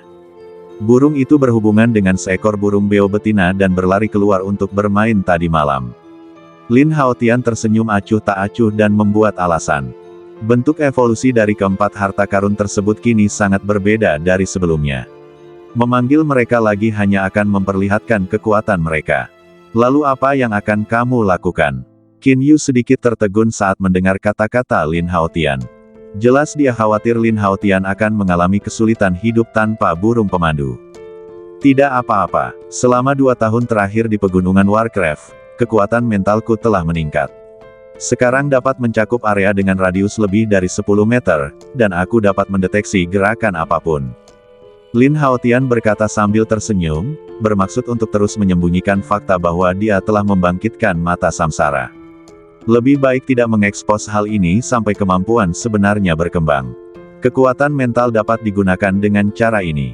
Qin Yu terkejut ketika mendengar ini, lalu dia berkata dengan emosi, "Bos, kecuali pendekar pedang buta di Akademi Tianyan kita, kamu adalah orang buta yang paling aku kagumi." Lin Haotian tersenyum dan tidak berkata apa-apa lagi. Begitu saja, Lin Haotian mengikuti Qin Yu ke kelas sihir kelas 3. Semua siswa di kelas itu adalah mahasiswa baru dari angkatan yang sama, dan mereka semua mengenal Lin Haotian. Melihat Lin Haotian kembali belajar, orang-orang ini semua gembira dan menyatakan sambutan mereka. Di dalam kelas, Lin Haotian duduk tegak dengan ekspresi serius di wajahnya. Pada kehidupan terdahulunya, ia sering membolos atau tidur larut di sekolah, sehingga kehilangan waktu terbaik untuk belajar, yang mengakibatkan daya saingnya berada pada taraf paling rendah saat ia terjun ke masyarakat. Oleh karena itu, saat ini dia sangat serius dalam menyikapi belajar. Karena Dewa telah memberikanku kesempatan untuk memulai hidup baru, aku harus menciptakan kehidupan yang indah untuk diriku sendiri. Instrukturnya bukanlah instruktur wanita sebelumnya Kyuyun, melainkan seorang pria parubaya. Badannya bungkuk dan tampak lemah, tetapi aura mentalnya amat kuat. Kekuatan mental ini memberi orang perasaan dingin. Dengan kedatangannya, kelas tiba-tiba menjadi sunyi. "Bos, nama mentor kita adalah Mo Yuntian, dan latar belakangnya tidak sederhana." Qin Yu berbisik kepada Lin Haotian di sampingnya, dikatakan bahwa orang suci pedang buta adalah kakek buyutnya. Mendengar ini, Lin Haotian mengangkat alisnya sedikit dan tidak bisa menahan diri untuk tidak melirik beberapa kali lagi. Ciri-ciri wajah sang mentor memang agak mirip dengan pendekar pedang buta itu. Lin Haotian merasa sedikit terkejut mendengar ini. "Aku tidak menyangka bahkan cicitku sudah setua ini." Tampaknya sang santo pedang buta memang sudah cukup tua. Tidak heran bahkan kepala istana Ying Yuanzi harus dengan hormat memanggilnya guru. Tidak seorang pun dibolehkan mengeluarkan suara apapun saat saya sedang mengajar. Mo Yuntian tiba-tiba mendengus dingin, tatapan matanya yang tajam tiba-tiba menyapu ke arah Qin Yu, dan dia berkata dengan suara dingin, "Qin Yu, ini tidak akan terjadi lagi." Qin Yu sedikit tertegun, lalu segera duduk tegak dan menutup mulutnya dengan patuh. Melihat ini, Lin Haotian sedikit terkejut. Orang ini cukup kuat. Pada saat ini, Lin Haotian dengan jelas menyadari bahwa tatapan Mo Yuntian telah beralih padanya. Menghadapi tatapan Mo Yuntian, mata Lin Haotian tetap tenang dan dia tidak membalas tatapannya. Setelah Mo Yuntian menatap Lin Haotian selama beberapa detik, dia mengalihkan pandangannya. Dia tidak banyak bicara tentang penampilan Lin Haotian di kelasnya hari ini. Di kelas hari ini, saya akan berbicara kepada Anda tentang ilusi dalam sihir rune. Mo Yuntian berkata dengan suara serak, ilusi juga disebut hantu atau ilusi. Prinsip utamanya adalah membuat dunia spiritual manusia menghasilkan halusinasi dan tidak mampu membedakan antara kenyataan dan ilusi. Mendengar ini, hati Lin Haotian tergerak. Saya merasa kelas hari ini adalah apa yang saya inginkan. Alasan mengapa mustahil untuk membedakan antara kenyataan dan ilusi adalah karena ilusi dapat memunculkan kelemahan dalam hati penerimanya. Keinginan, ketakutan, dan obsesi, ketiga hal ini dapat berperan sebagai konduktor, yang menyebabkan pihak lain terperangkap dalam ilusi dan tidak dapat melepaskan diri. Saat Mo Yuntian berbicara, dia mengulurkan jari-jarinya yang kurus, dan kekuatan mentalnya menyebar, dengan cepat menguraikan sebuah rune misterius di depannya. Awal, Mo Yuntian tidak mengucapkan kata-kata yang tidak perlu. Saat prasasti rune itu muncul, prasasti itu segera berubah menjadi gelombang energi tak jelas dan menyebar cepat. Energi rune ini langsung menyelimuti semua orang di kelas, termasuk Lin Haotian. Lin Haotian tiba-tiba merasakan penglihatannya bergetar dan menjadi kabur. Setelah beberapa saat menarik napas, penglihatan Lin Haotian menjadi jelas kembali. Namun, pemandangan di depannya bukanlah ruang kelas, melainkan jalan. Jalanan ini, entah itu pakaian para pejalan kaki, kendaraan yang lalu lalang, atau gedung-gedung tinggi di sekitarnya, semuanya jelas merupakan pemandangan kota dari kehidupan sebelumnya. Saya telah melakukan perjalanan kembali melintasi waktu. Lin Haotian tertegun dan penuh keraguan. Melihat pemandangan yang familiar di sekelilingnya, hati Lin Haotian dipenuhi kegembiraan. Jika demikian halnya, lalu bagaimana dengan semua yang terjadi di benua langit sebelumnya? Memikirkan hal ini, Lin Haotian mengerutkan kening dan tiba-tiba merasa bingung dan heran. Tidak mungkin, aku pasti terjebak dalam ilusi. Tak lama kemudian, Lin Haotian kembali merasa sedikit tenang di hatinya. Matanya yang bingung tiba-tiba menjadi jernih. Segera setelah itu, Lin Haotian berjalan dengan tenang menuju persimpangan jalan. Menghadapi mobil yang berbunyi bip dan melaju kencang, Lin Haotian menabraknya langsung tanpa ragu-ragu. Terdengar suara ledakan keras, dan penglihatan Lin Haotian tiba-tiba menjadi gelap. Saat berikutnya, pemandangan berubah dan kesadarannya kembali. Namun, pemandangan di hadapannya kembali ke ruang kelas sihir yang asli. Saat dia berada di makam kuno, dia terjebak dalam ilusi gelap selama hampir 2 tahun. Hatinya yang berjiwa bela diri sudah terasa hingga ke taraf yang tidak mungkin dicapai oleh orang biasa. Oleh karena itu, tidak sulit baginya untuk mematahkan ilusi level tadi. Lin Haotian melirik sekelilingnya dan mendapati Qin Yu di sampingnya dengan senyum konyol di wajahnya. Ekspresi cabul itu jelas menunjukkan bahwa ia sedang dalam khayalan penuh nafsu. Adapun orang lain di dalam kelas, mereka juga terperangkap dalam ilusi. Rasa sakit, kegembiraan, kesedihan. Setiap ekspresinya berbeda. Jelaslah bahwa mereka tenggelam dalam keinginannya sendiri dan tidak dapat menghilangkannya dalam waktu singkat. Ilusi orang ini begitu kuat sehingga semua orang di kelas dapat tertipu pada saat yang bersamaan. Lin Haotian tidak bisa menahan rasa takjubnya. Mantra yang diucapkan Mo Yuntian tadi tidak diragukan lagi adalah ilusi rune. Tatapan mata Mo Yuntian menyapu dan tertuju pada Lin Haotian. Melihat wajah Lin Haotian yang tanpa ekspresi, sedikit keterkejutan melintas di matanya. Dia cukup terkejut bahwa Lin Haotian dapat mematahkan ilusi dalam waktu sesingkat itu. Jika aku bisa memanfaatkan kejeniusan seperti itu, dia pasti akan menjadi asisten yang sangat berharga saat dia dewasa nanti. Mo Yuntian menatap Lin Haotian dengan mata samar, dan senyum yang nyaris tak terlihat perlahan muncul di sudut bibir ungu gelapnya. Mengapa orang ini selalu menatapku? Hati Lin Haotian hancur. Meskipun dia sengaja menyembunyikan mata samsaranya yang terbangun dan tidak pernah menatap Mo Yuntian, dia masih bisa merasakan tatapan mata Mo Yuntian, seakan-akan dia selalu mengamatinya. Perasaan itu seperti sedang ditatap oleh serigala liar yang bersembunyi di kegelapan, yang membuat Lin Haotian merasa sangat tidak nyaman. Hampir saja, aku hampir menyerahkan senjataku. Pada saat ini, Qin Yu yang hendak menanggalkan pakaiannya tiba-tiba terbangun. Melihat ekspresi tidak puas Qin Yu dan kata-katanya yang bercanda, Lin Haotian menggelengkan kepalanya dan tersenyum diam-diam. Bagaimana mungkin dia tidak melihat bahwa bocah ini kemungkinan besar telah mengetahui ilusi itu sejak lama, tetapi begitu terikat dengan keindahan di dalamnya sehingga dia sengaja tinggal di sana untuk sementara waktu. Jika kamu tidak segera muncul, aku khawatir kamu harus mengikuti acara realitas. Lin Haotian berkata sambil mensibir. Bos, Anda tidak tahu betapa menawannya wanita-wanita tadi. Keren sekali. Qin Yu menyeringai, wajahnya penuh kenikmatan. Jika kamu menghadapi ilusi semacam ini dari musuh di masa depan, aku benar-benar khawatir dengan situasimu. Lin Haotian mengingatkan Qin Yu tentang sifatnya yang suka bermain-main.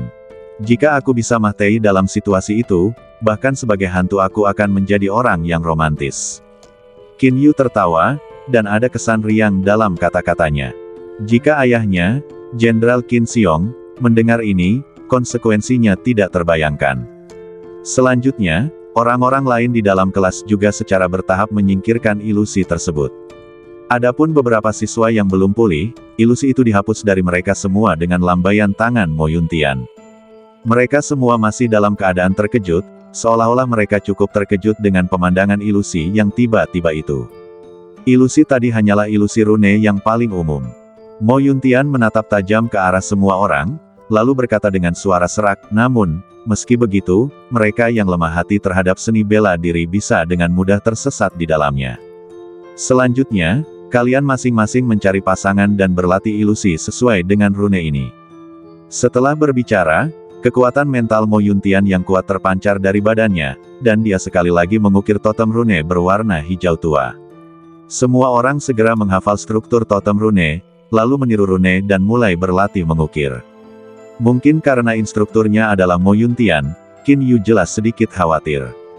Dia tidak bersikap acuh tak acuh seperti biasanya, malah berlatih dengan serius. Namun, Lin Haotian adalah satu-satunya yang hadir yang masih duduk di sana dengan acuh tak acuh. Alisnya yang sedikit berkerut tampak seperti sedang memikirkan sesuatu. Lin Haotian, meskipun kamu tidak bisa melihatnya, dengan tingkat kultivasimu saat ini, kamu seharusnya bisa menggunakan kekuatan mentalmu untuk merasakannya. Melihat ini, Mo Yuntian sengaja mengingatkan. Aku tahu. Lin Haotian mengangguk dengan tenang dan berkata, Guru, ada sesuatu yang ingin saya tanyakan kepada Anda. Silakan, Mo Yuntian berkata dengan serius. Lin Haotian sedikit menyesuaikan pikirannya dan berkata, apakah ilusi juga dianggap sebagai jenis serangan jiwa? Mendengar ini, Mo Yuntian menggelengkan kepalanya dan berkata, sebenarnya, tidak. Karena perbedaan antara keduanya terletak pada kata ilusi. Mo Yuntian melirik Lin Haotian dan terus menjelaskan, ilusi tidak lain hanyalah menciptakan ilusi untuk membingungkan kesadaran lawan tetapi tidak dapat melukai jiwa mereka. Sedangkan untuk serangan jiwa, ia menggunakan kekuatan mental untuk membentuk energi mematikan guna menyerang jiwa itu sendiri. Mendengar ini, Lin Haotian tidak dapat menahan diri untuk tidak menjadi semakin bingung. Jelaslah sulit untuk memahami prinsip tersebut dalam waktu singkat. Sebab, saat dia berada di makam kuno, dia telah menggunakan Rinnegan untuk menyerang Raja Kadal Guntur. Jika adegan reinkarnasi itu adalah ilusi, bukankah kemampuan Rinnegan juga hanya ilusi? Guru, kesempatan seperti apa yang dibutuhkan untuk mencapai ilusi ganda berupa ilusi dan serangan jiwa pada saat yang bersamaan? Lin Haotian tidak dapat menahan diri untuk bertanya lagi sambil berpikir dalam hatinya. Tidak, Mo Yuntian berkata terus terang. Namun segera, ia menambahkan, ilusi tidak dapat melakukannya, tetapi ada semacam teknik pupil yang dapat melakukannya. Teknik pupil. Lin Haotian sedikit tertegun. Setelah mendengar penjelasan Mo Yuntian, semua orang di kelas menjadi penasaran dan tidak bisa menahan diri untuk berhenti berlatih. Teknik pupil adalah kemampuan yang sangat istimewa yang hanya dapat dimiliki oleh mereka yang terlahir dengan bakat bawaan. Setelah mengatakan ini, Mo Yuntian mengalihkan pandangannya dan menatap Lin Haotian yang duduk di barisan belakang kelas. Contohnya, seseorang yang memiliki bakat alami untuk Rinnegan. Nada bicaranya jelas mengandung makna yang dalam. Ketika Lin Haotian memperhatikan mata Mo Yuntian dan nada ketika ia menyebutkan mata samsara, hatinya sedikit bergetar. Mungkinkah orang ini tahu sesuatu? Itu seharusnya tidak mungkin. Selama saya tidak menggunakan keterampilan Rinnegan, bahkan jika pihak lain memiliki beberapa tebakan, akan sulit untuk menilainya. Pikiran Lin Haotian terpacu, tetapi ekspresinya tetap tenang, tanpa gangguan sedikit pun. Ketenangannya membuat Mo Yuntian merasa sedikit lega dari kecurigaannya. Tampaknya anak ini belum membangkitkan mata samsara.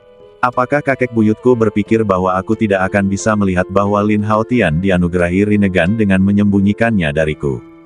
Mo Yuntian mensibir dalam hatinya, seolah-olah dia menganggap perilaku pendekar pedang buta itu menggelikan. Mata samsara sebenarnya memiliki nama lain, yaitu mata yang mengendalikan kehidupan dan kematian. Mo Yuntian tampaknya sengaja menjelaskan informasi tentang Rinnegan kepada Lin Haotian, dan berkata dengan sungguh-sungguh, karena kekuatan Yin dan Yang dari Rinnegan dapat menciptakan dan menghancurkan. Jika kedua kemampuan ini dipahami sepenuhnya, maka seseorang akan memiliki kekuatan dahsyat yang sebanding dengan kekuatan dewa. Dapat dibandingkan dengan dewa. Mendengar ini, Lin Haotian tidak bisa menahan diri untuk tidak menarik napas dalam-dalam. Aku tidak pernah menyangka Rinnegannya akan menjadi begitu kuat di masa depan. Semua orang di kelas dikejutkan oleh teknik mata yang ajaib dan kuat ini. Dan ilusi yang baru saja kusebutkan menggabungkan ilusi dan serangan jiwa. Menurut catatan sejarah, mereka yang dikaruniai Rinnegan dapat melakukannya. Jika seseorang jatuh ke dalam ilusi reinkarnasi dan tidak dapat bangun dalam waktu singkat, jiwanya akan runtuh. Old Mo jelas cukup sabar dan melanjutkan, itu adalah jenis seni bela diri tingkat tinggi yang melampaui sihir atau teknik apapun. Itu disebut seni bela diri reinkarnasi. Seni bela diri reinkarnasi. Secercah pencerahan melintas di mata Lin Haotian, dan dia segera menjadi bijaksana. Meskipun instrukturnya membuatnya merasa aneh selama kelas hari ini, isi ceramahnya tidak diragukan lagi cukup bermanfaat. Setidaknya, Lin Haotian memiliki pemahaman umum tentang penggunaan mata samsara. Ternyata serangan yang saya gunakan terhadap Raja Kadal Petir sebelumnya disebut niat bela diri reinkarnasi.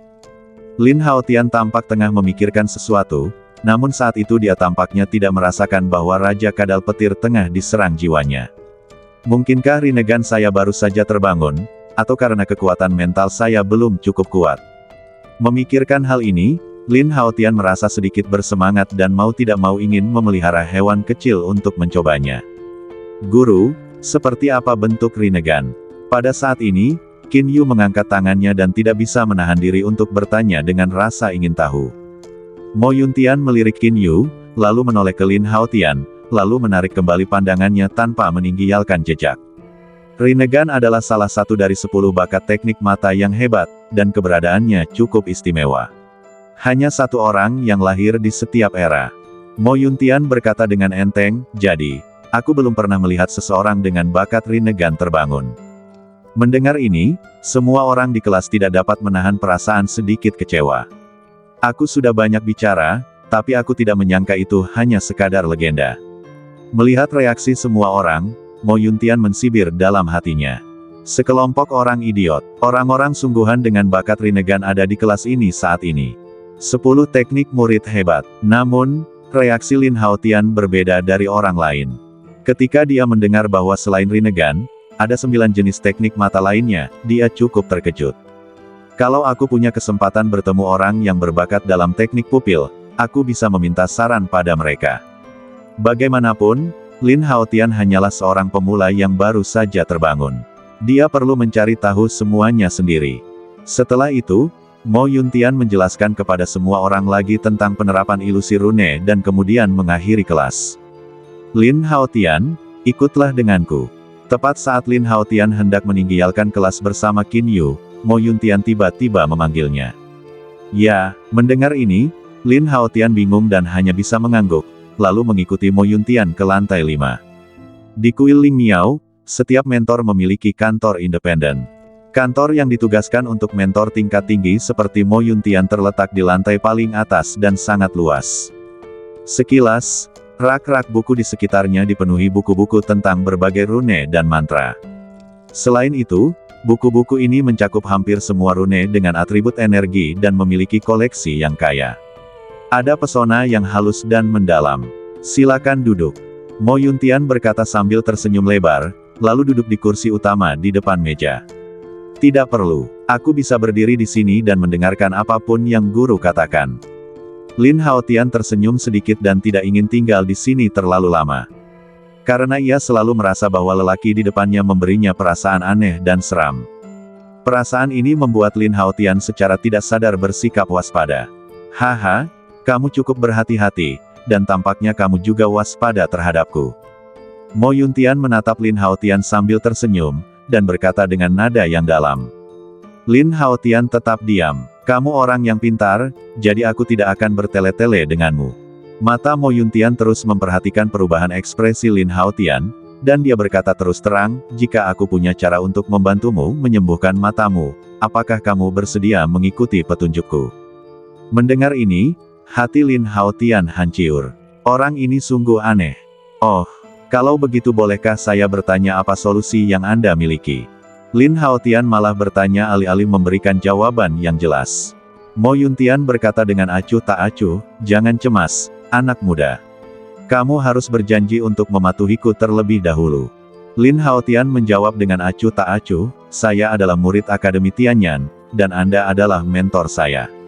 Sebagai hubungan guru-murid, selama itu adalah masalah akademis, bagaimana saya bisa tidak mematuhi Anda?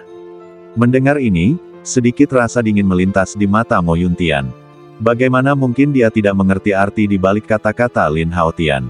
Tidak ada gunanya bicara denganmu jika kita tidak sependapat. Sepertinya akan sia-sia jika terus bicara denganmu. Setelah berkata demikian, Mo Yuntian menghela napas pelan, tetapi raut wajahnya perlahan berubah muram. Pada saat yang sama, gelombang kekuatan mental yang sangat kuat tiba-tiba menyebar.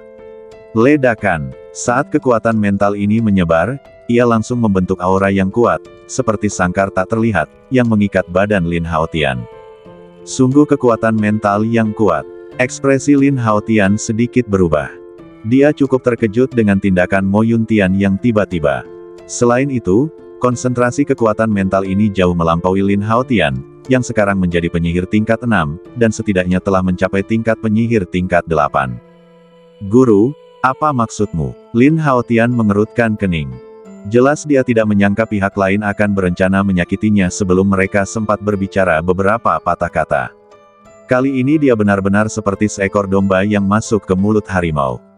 Sebenarnya aku sudah memperhatikanmu sejak 2 tahun lalu.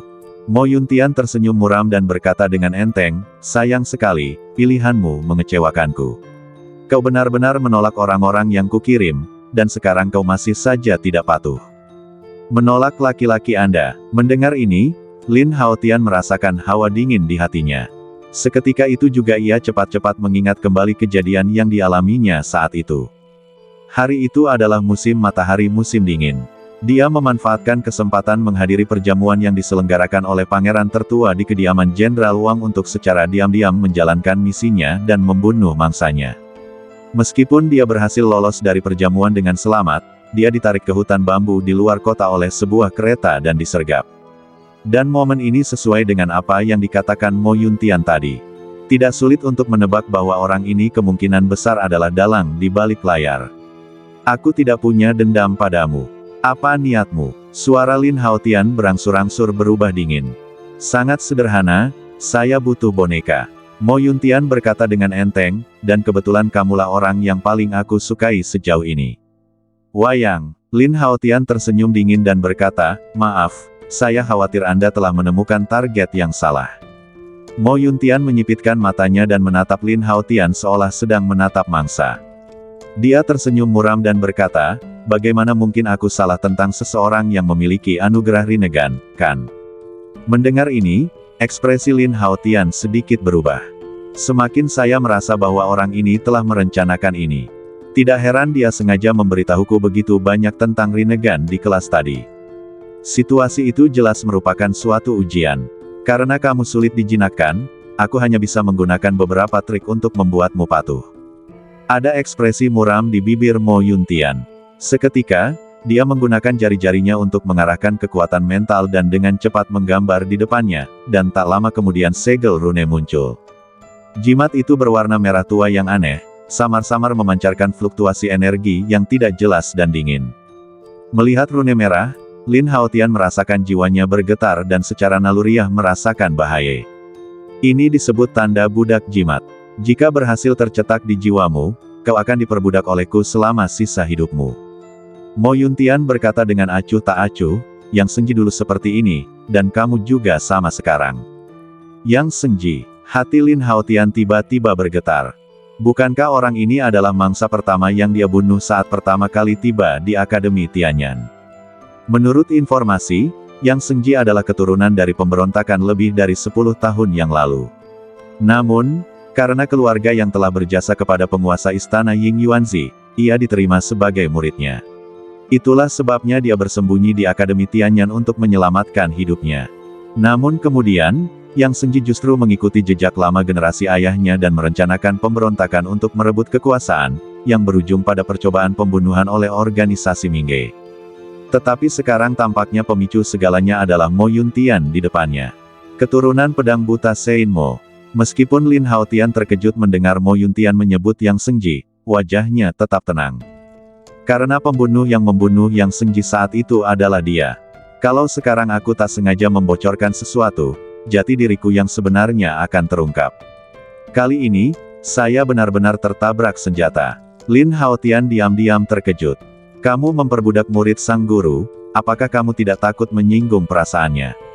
Melihat Mo Yuntian sedang mengendalikan segel budak Fu dan hendak mengambil tindakan, Lin Haotian berencana untuk menanyakan hal lain. Menyinggung. Mendengar ini, Mo Yuntian tertawa sinis. Mungkin dia merasa Lin Haotian tidak mungkin bisa lepas dari tangannya saat ini, jadi dia tidak terburu-buru mengambil tindakan. Begitu segel budak jimat dicap pada jiwa, itu hanya dapat dideteksi dengan menggunakan teknik pencarian jiwa. Senyum sinis muncul di wajah Mo Yuntian, dan dia berkata, tetapi teknik pencarian jiwa memiliki efek samping yang besar.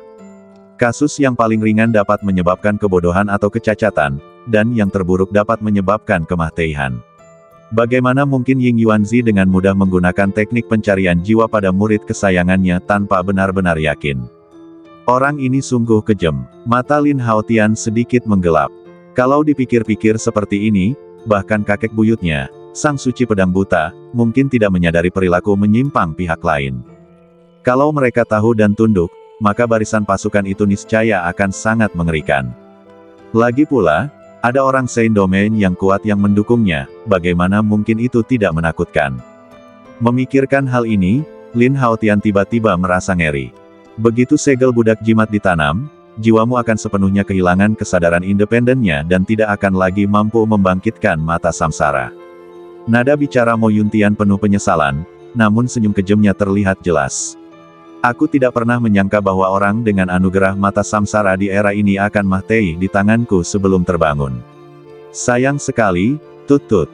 Setelah itu, Mo Yuntian berhenti bicara omong kosong, dan dengan segel budak jimat yang menempel di telapak tangannya, dia menamparkan kepala Lin Haotian dengan keras. Lin Haotian sudah mengetahui keseluruhan cerita pada saat ini, jadi tentu saja dia tidak akan hanya duduk di sana dan menunggu kematian. Harimau kecil. Pada saat itu, pikirannya bergerak sedikit, dan ketika dia hendak memanggil harimau sisik api, tiba-tiba suara keras angin pecah terdengar dari luar. Wah! Saat berikutnya, jendela kristal meledak tanpa peringatan. Kemudian, sebuah anak panah merah menyala melesat masuk dengan dahsyat, seketika menghancurkan aura mental di ruangan itu. Saat aura kekuatan mentalnya hancur, Lin Haotian langsung mendapatkan kembali kemampuannya untuk bergerak. Pada saat itu, dia mundur dengan keras dan mengurungkan niat untuk memanggil harimau skala api. Telapak tangan Mo Yuntian meleset dan dia menatap anak panah yang tiba-tiba melesat ke arahnya dengan kaget dan marah. Tertawa, tetapi aku melihat anak panah itu tertancap di tembok di belakangku, dan ekor anak panah itu bergetar hebat, menimbulkan kobaran api. Tak lama kemudian, retakan mulai tampak pada tembok, dan ada tanda-tanda keruntuhan. Anak panah ini kelihatannya familiar. Melihat pemandangan ini, Lin Haotian sedikit terkejut, dan langsung teringat bahwa ketika dia dikepung di hutan bambu lebih dari 2 tahun yang lalu, pria misterius itulah yang melepaskan anak panah dan membuat orang-orang itu takut. Pada saat ini, panah api itu muncul lagi. Mungkinkah pria misterius yang menggunakan busur dan anak panah itu juga ada di Akademi Tianyan ini? Namun, situasi saat ini tidak memungkinkan Lin Haotian untuk berpikir terlalu banyak, dan dia segera mulai melakukan langkah naga. Dia tidak bisa yakin berapa banyak orang di Akademi Tianyan yang masih bersekongkol dengan Mo Yuntian. Jika dia tetap tinggal di sini, dia hanya akan berada dalam bahaya. Meskipun dia punya banyak kartu truf, itu lebih dari cukup untuk menghadapi Mo Yuntian. Tetapi pada saat ini, jelas bukan saatnya untuk memperlihatkan kekuatan kita. Seketika terdengar suara bang yang keras dan Lin Haotian lari sambil membanting pintu. Kutu kupret, kau datang untuk merusak kebaikanku lagi. Melihat roket itu, wajah Mo Yuntian tidak diragukan lagi sangat muram. Jika Lin Haotian tidak tenang, aku ingin melihat bagaimana kamu menjelaskannya kepada pangeran ketiga. Matanya berkilat marah tak terkendali, dan dia menatap dengan sikap memberontak ke arah sosok kekar di luar jendela sambil menenteng busur panjang, yang menghilang dalam sekejap mata. Saat Lin Haotian melompat dari gedung dan pergi, keributan di sini dengan cepat menarik perhatian selusin anggota tim penegak hukum. Mo Yuntian tampaknya telah menyadari sesuatu. Dia melambaikan tangannya, dan kekuatan mentalnya melonjak, langsung menghancurkan roket di dinding menjadi bubuk. Mereka bergerak sangat cepat, seperti hantu, dan tiba-tiba muncul di pintu kantor. Guru Mo, apa yang terjadi tadi? Melihat pintu yang rusak dan dinding yang retak, Kapten Penegak Hukum terkemuka bertanya. Tidak apa-apa, aku hanya sedang menguji mantra rune baru dan kecelakaan itu terjadi karena operasi yang ceroboh. Mo Yuntian menahan amarahnya dan berkata dengan tenang. Saya senang kamu baik-baik saja. Mendengar ini, Kapten Penegak Hukum tidak banyak berpikir dan mengangguk acuh tak acuh. Secara umum, situasi serupa akan terjadi ketika tutor di akademi mempelajari mantra rune. Oleh karena itu, pernyataan Mo Yuntian tidak menimbulkan keraguan mereka. Setelah memastikan tidak ada yang salah, selusin petugas penegak hukum berbalik dan pergi. Di dalam rumah, ekspresi Mo Yuntian menjadi sangat muram lagi. Dia berjalan ke koridor di luar pintu dan menatap Lin Haotian yang sedang berlari menuju area asrama tidak jauh menggunakan langkah naga. Nak, selama kau tetap tinggal di Akademi Tianyan, kau tidak akan pernah lepas dari genggamanku. Senyum sinis muncul di bibir Mo Yuntian. Dia perlahan mengepalkan kedua telapak tangannya, dan kekuatan mental yang dahsyat mengalir deras di telapak tangannya. Jelas, dia tidak khawatir Lin Haotian akan mengungkap apa yang terjadi hari ini. Dengan hubungan darah melalui kakek buyutnya, dan citra seorang mentor yang selalu dia pura-purakan di Akademi Tianyan, tidak seorang pun akan mempercayainya bahkan jika Lin Haotian benar-benar memberitahu orang lain tentang hal itu. Pada saat ini, dalam perjalanan menuju area asrama, Lin Haotian merasa sangat sedih. Tanpa diduga, dalang di balik konspirasi pemberontakan ini sebenarnya adalah Mo Yuntian, guru Akademi Tianyan. Terlebih lagi, orang ini adalah cicit dari Master Pedang Buta. Jika kita saling berhadapan, saya khawatir tidak akan ada banyak keuntungan. Yang terburuk adalah bahwa binatang itu benar-benar mengatakan dia menyukaiku. Mungkinkah karena Rinnegan? Atau apakah itu bakat kultivasi yang utama? Saat pikirannya berpacu, pikiran Lin Haotian tiba-tiba menjadi rumit. Begitu saja, Lin Haotian kembali ke asrama dengan suasana hati yang campur aduk. Dia mendorong pintu hingga terbuka dan melihat Qin Yu, Gu Yunle dan yang lainnya ada di sana, sedang bermain dengan Xiao Bai sambil memegang beberapa buah. Raimon datang dari halaman belakang dengan celana terangkat. Tampaknya dia baru saja selesai menggunakan toilet. Lin Haotian melirik busur panjang yang terbungkus kain di belakang Raimon, dan tak dapat menahan diri untuk tidak berpikir keras. Mungkinkah guru misterius tadi adalah Raimon? Tidak, itu seharusnya tidak mungkin. Kultivasi saudara ketiga saat ini hanya seorang prajurit tingkat 6, jadi bagaimana dia bisa dengan mudah menghancurkan kekuatan mental Mo Yuntian? Sementara Lin Haotian tengah memikirkannya, dia menggelengkan kepalanya diam-diam dan mengurungkan niatnya. Namun siapakah Master Busur dan anak panah misterius di Akademi Tianyan? Di asrama, ketika Gu Yunle dan yang lainnya melihat Lin Haotian kembali, mereka semua menunjukkan sedikit keterkejutan di wajah mereka. Karena kondisi Lin Haotian saat ini tampak sedikit tegang. Bos, apakah Guru Mo punya sesuatu untuk dibicarakan denganmu? Qin Yu bertanya dengan rasa ingin tahu. Tidak apa-apa. Mari kita bicarakan beberapa mantra rune saja. Senyum muncul di bibir Lin Haotian, dan ekspresinya perlahan menjadi alami. Dia tidak bermaksud menceritakan kepada siapapun apa yang baru saja terjadi. Kalau tidak, dengan temperamen saudara-saudaranya, mereka mungkin akan marah saat itu juga dan berlari untuk melunasi hutangnya pada Mo Yuntian. Oleh karena itu, Lin Haotian tidak ingin mereka terlibat. Itu bagus. Qin Yu tersenyum lega. Kemudian dia mengambil sebuah apel besar, melemparkannya ke udara, dan berseru, "Xiao Bai, ini untukmu." Xiao Bai tiba-tiba melompat, mengambil apel itu dalam satu gigitan, dan mulai memakannya dengan manis. Lin Haotian sedang tidak berminat mengobrol dengan mereka saat ini, jadi dia berbalik dan berjalan menuju asramanya. Melihat punggung Lin Haotian yang khawatir, Raimon sedikit mengernyit dan berjalan keluar dari asrama. Lihatlah ekspresi buruk di wajah saudara ketiga. Dia pasti akan mencari si merah kecilnya lagi. Qin Yu berkata sambil tersenyum main-main saat melihat Raimon pergi tanpa suara. Sungguh suatu anugerah memiliki seorang pacar. Gu Yunle tersenyum dan ekspresi menyanjung muncul di wajahnya. Di masa lalu, mereka khawatir Raimon akan diserap oleh teknik kultivasi ganda yin yang milik Yan Hong. Tetapi setelah lebih dari 2 tahun, diketahui bahwa Raimon tidak hanya baik-baik saja, tetapi kekuatan bela dirinya malah meningkat. Mereka tidak lagi mempedulikannya dan sering bercanda tentang hal itu. Di asrama, Lin Haotian yang berbaring di tempat tidur, memejamkan mata, mengingat apa yang baru saja terjadi dengan Mo Yuntian, dan berpikir tentang cara menyelesaikan masalah tersebut. Yang Sengji adalah murid penguasa istana Ying Yuanzi, tetapi ia diam-diam dikendalikan oleh Mo Yuntian menggunakan segel Funu. Secara logika, Ying Yuanzi kemungkinan besar bukan kaki tangan. Kalau begitu, pendekar buta juga bisa dikesampingkan. Kalau tidak, dengan kekuatan 2 orang besar dari Akademi Tianyan, mereka pasti sudah dengan mudah mengendalikannya sejak lama. Mengapa mereka menunggu sampai sekarang hingga Mo Yuntian mengambil tindakan? Oleh karena itu, Lin Haotian hanya sampai pada satu kesimpulan setelah analisis. Dengan kata lain, Mo Yuntian mengandalkan hubungan darahnya dengan Santo Pedang Buta untuk diam-diam membangun kekuatan di Akademi Tianyan, dengan maksud merebut kekuasaan dan merebut tahta.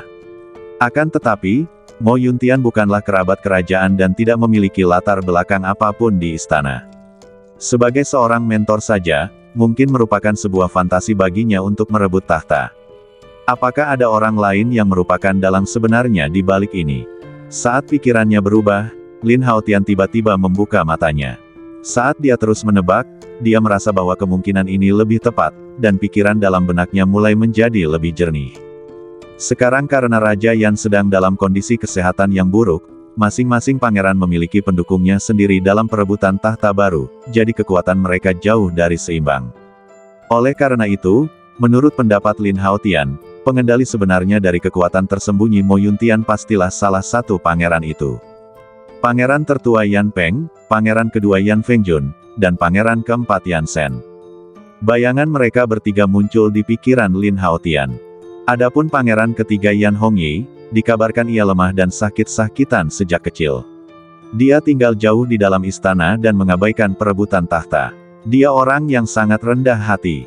Jadi sampai sekarang, Lin Haotian belum pernah melihat pangeran ketiga. Segera, Lin Haotian menggunakan metode eliminasi untuk melenyapkan mereka satu persatu. Pangeran keempat Yan Shen dan aku sekarang berteman, jadi sepertinya hal itu tidak mungkin. Pangeran tertua Yan Peng selalu ingin memenangkan hatiku, dan aku tidak pernah menaruh dendam padanya pada perjamuan 2 tahun lalu. Tidak ada konflik kepentingan antara kedua pihak dan kemungkinannya tidak tinggi.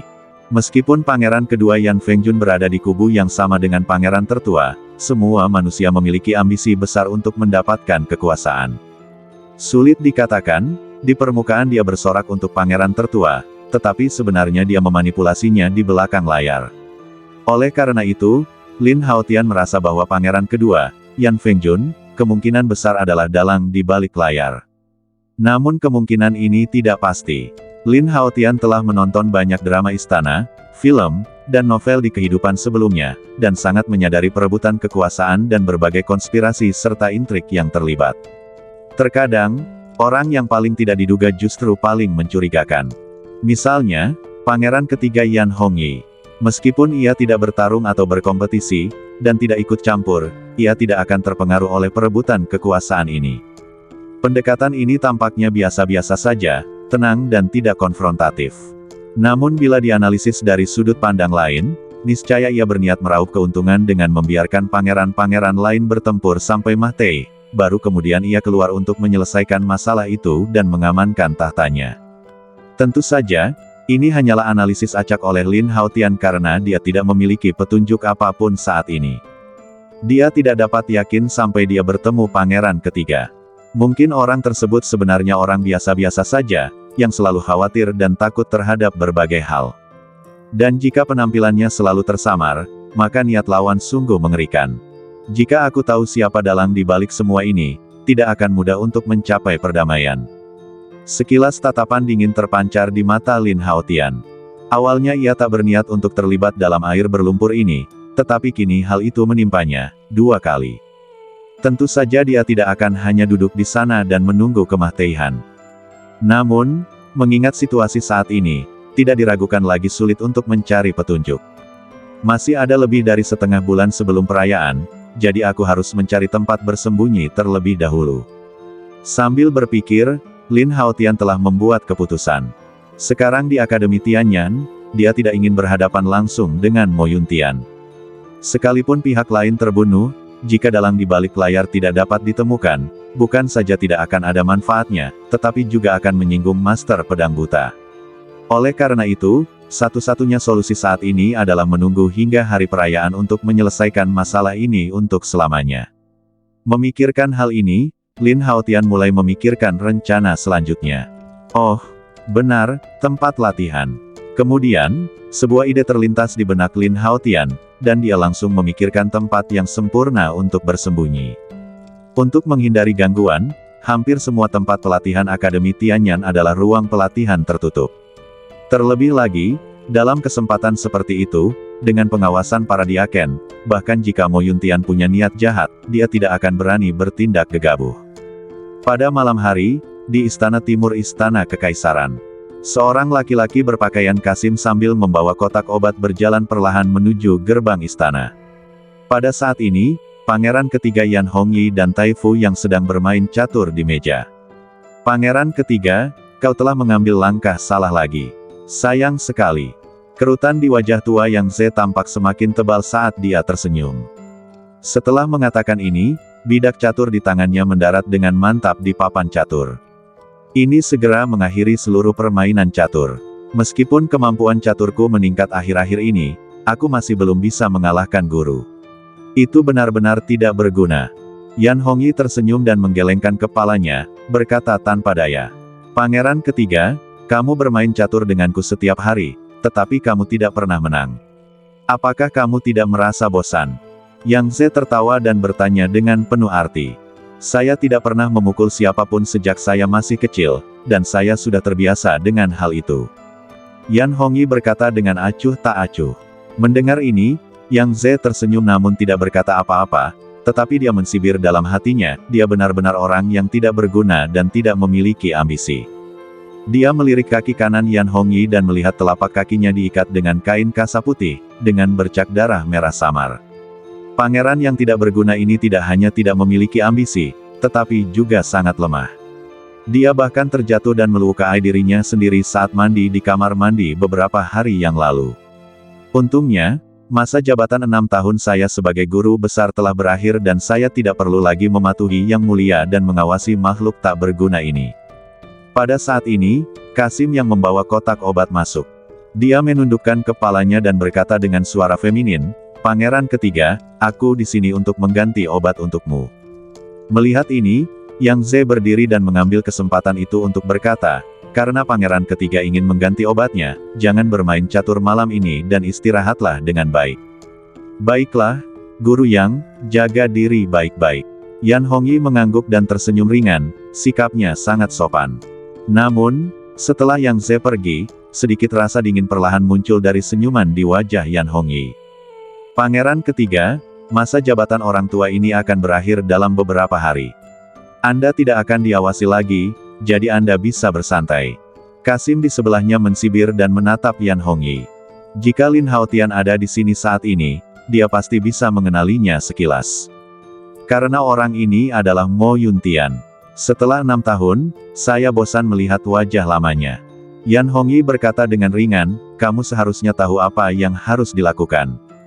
Mo Yuntian mengangguk dan berkata, saya senang melayani pangeran ketiga.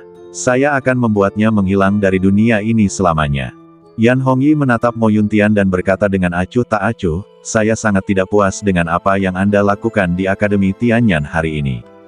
Mendengar ini, hati Mo Yuntian sedikit bergetar. Jelas, dia tidak pernah menyangka bahwa apa yang dia lakukan terhadap Lin Haotian secara pribadi di kantor hari ini akan diketahui oleh Yan Hongyi begitu cepat. Pangeran ketiga, beginilah yang terjadi. Mo Yuntian berkata dengan geram, jika bukan karena orang bernama Raimon itu yang ikut campur dalam urusan kita, Lin Haotian sudah lama menjadi boneka kita. Saya akan mengurus sendiri masalah Raimon. Tatapan mata Yan Hongyi sedikit tenggelam, dan dia berkata dengan suara dingin, tapi aku ingat bahwa aku tidak memintamu untuk menggunakan segel budak jimat pada Lin Haotian. Mendengar nada dingin Yan Hongyi, bahkan Mo Yuntian, yang telah mencapai penyihir tingkat 8, memiliki sedikit ketakutan di matanya. Pangeran ketiga, kamu belum pernah bertemu Lin Haotian, jadi kamu tidak tahu betapa nakalnya anak itu. Mo Yuntian buru-buru menjelaskan, jadi kita hanya bisa menggunakan beberapa cara untuk membuatnya patuh. Yan Hongyi mendengus dingin, apa susahnya membuat seseorang patuh? Yang saya inginkan adalah kesetiaan dan kepatuhan yang tidak mempengaruhi perkembangan seni bela diri. Pada titik ini, suara Yan Hongyi menjadi lebih dingin, jika kamu memiliki segel budak jimat yang tertanam di badanmu, bukankah kamu akan menjadi seekor guguk yang hanya menurutimu? Dan kau, apakah kau ingin menggantikan posisi pangeran ini? Saat suara itu jatuh, fluktuasi kekuatan spiritual yang sangat tinggi tiba-tiba meletus dari badan Yan Hongyi. Kekuatan spiritual ini tampaknya terwujud dalam sekejap, dengan lapisan-lapisan siklon hitam berkeliaran di sekitarnya. Fluktuasi energi semacam ini sangat mirip dengan Devouring Starry Sky yang dipraktikkan Lin Haotian, dan dipenuhi dengan kekuatan penyerapan yang mendebarkan. Melihat ini, Mo Yuntian sangat takut sehingga dia segera membungkuk dan berkata dengan suara gemetar, aku tidak berani. Jika bukan karena kau adalah keturunan dari orang suci pedang buta, aku akan melumpuhkanmu sekarang. Yan Hongyi mendengus dingin, lalu berkata acuh tak acuh, lain kali, ingatlah untuk lebih pintar.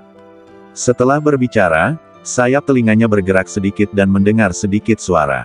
Suaranya sangat ringan, seperti suara langkah kaki di atas daun kering. Di luar pintu, Yang Ze, yang baru saja pergi, jelas berencana untuk mengintip terakhir kali sebelum pergi untuk mencari tahu kebenarannya.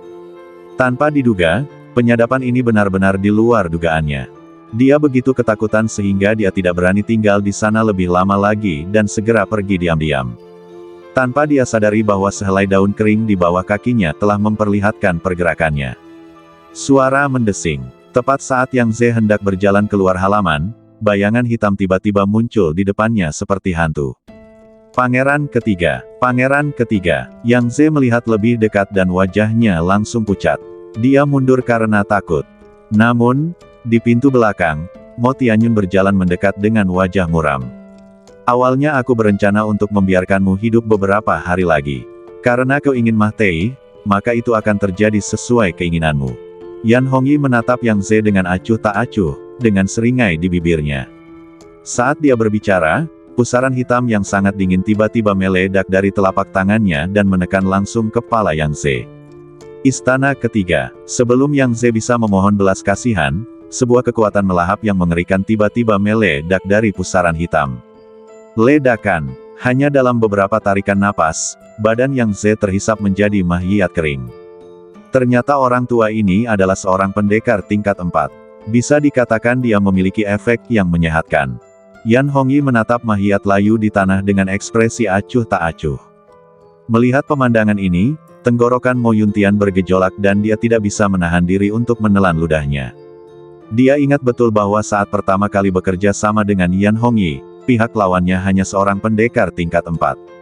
Akan tetapi, kemudian, Pangeran ketiga memperoleh keterampilan luar biasa dari suatu tempat yang memungkinkannya melahap energi orang lain untuk kepentingannya sendiri, dan tingkat kultivasinya meningkat dari hari ke hari.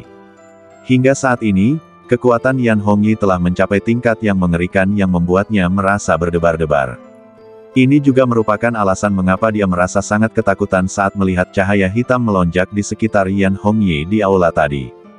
Lin Haotian adalah seorang jenius seni bela diri yang langka. Jika dia dapat dilatih dan dibina, dia dapat menjadi penolong yang hebat saat aku naik tahta di masa depan. Suara Yan Hongyi acuh tak acuh, tetapi dipenuhi dengan niat membunuh. Namun, karena dia sudah mengetahui identitasmu, untuk menghindari masalah lebih lanjut, singkirkan dia sesegera mungkin dan gali mata Samsara. Mendengar ini, mata Mo Yuntian bersinar dingin, dan dia mengangguk, saya mengerti. Lalu dia mengganti pokok bahasan dan mengerutkan kening, tapi bagaimana kalau Raimon menyerang lagi? Yan Hongyi berkata dengan dingin, saya telah memerintahkan orang untuk tidak memberinya penawar racun penghisap darah bulan ini. Sekarang dia mungkin bersembunyi di suatu tempat dan bertahan. Mendengar Raimon menderita, alis Mo Yuntian langsung mengendur, wajahnya penuh dengan rasa bangga.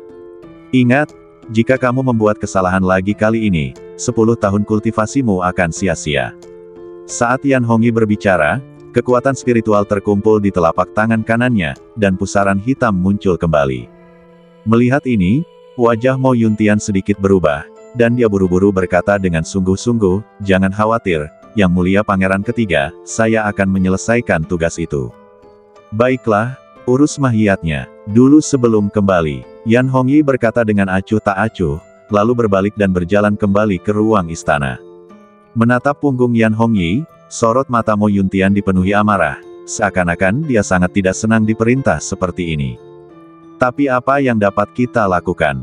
Awalnya, dia ingin menggunakan status Yan Hongyi sebagai pangeran untuk membantunya naik tahta.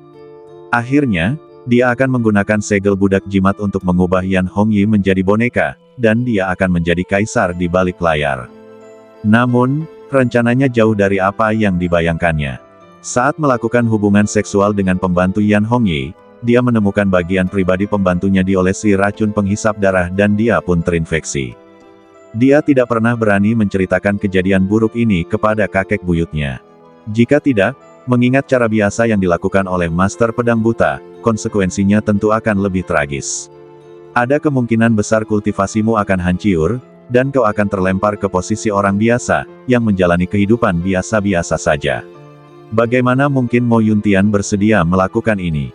Dengan cara ini, apa yang disebut konspirasinya dimainkan oleh Pangeran Ketiga, yang melakukan apapun yang diinginkannya. Bersambung.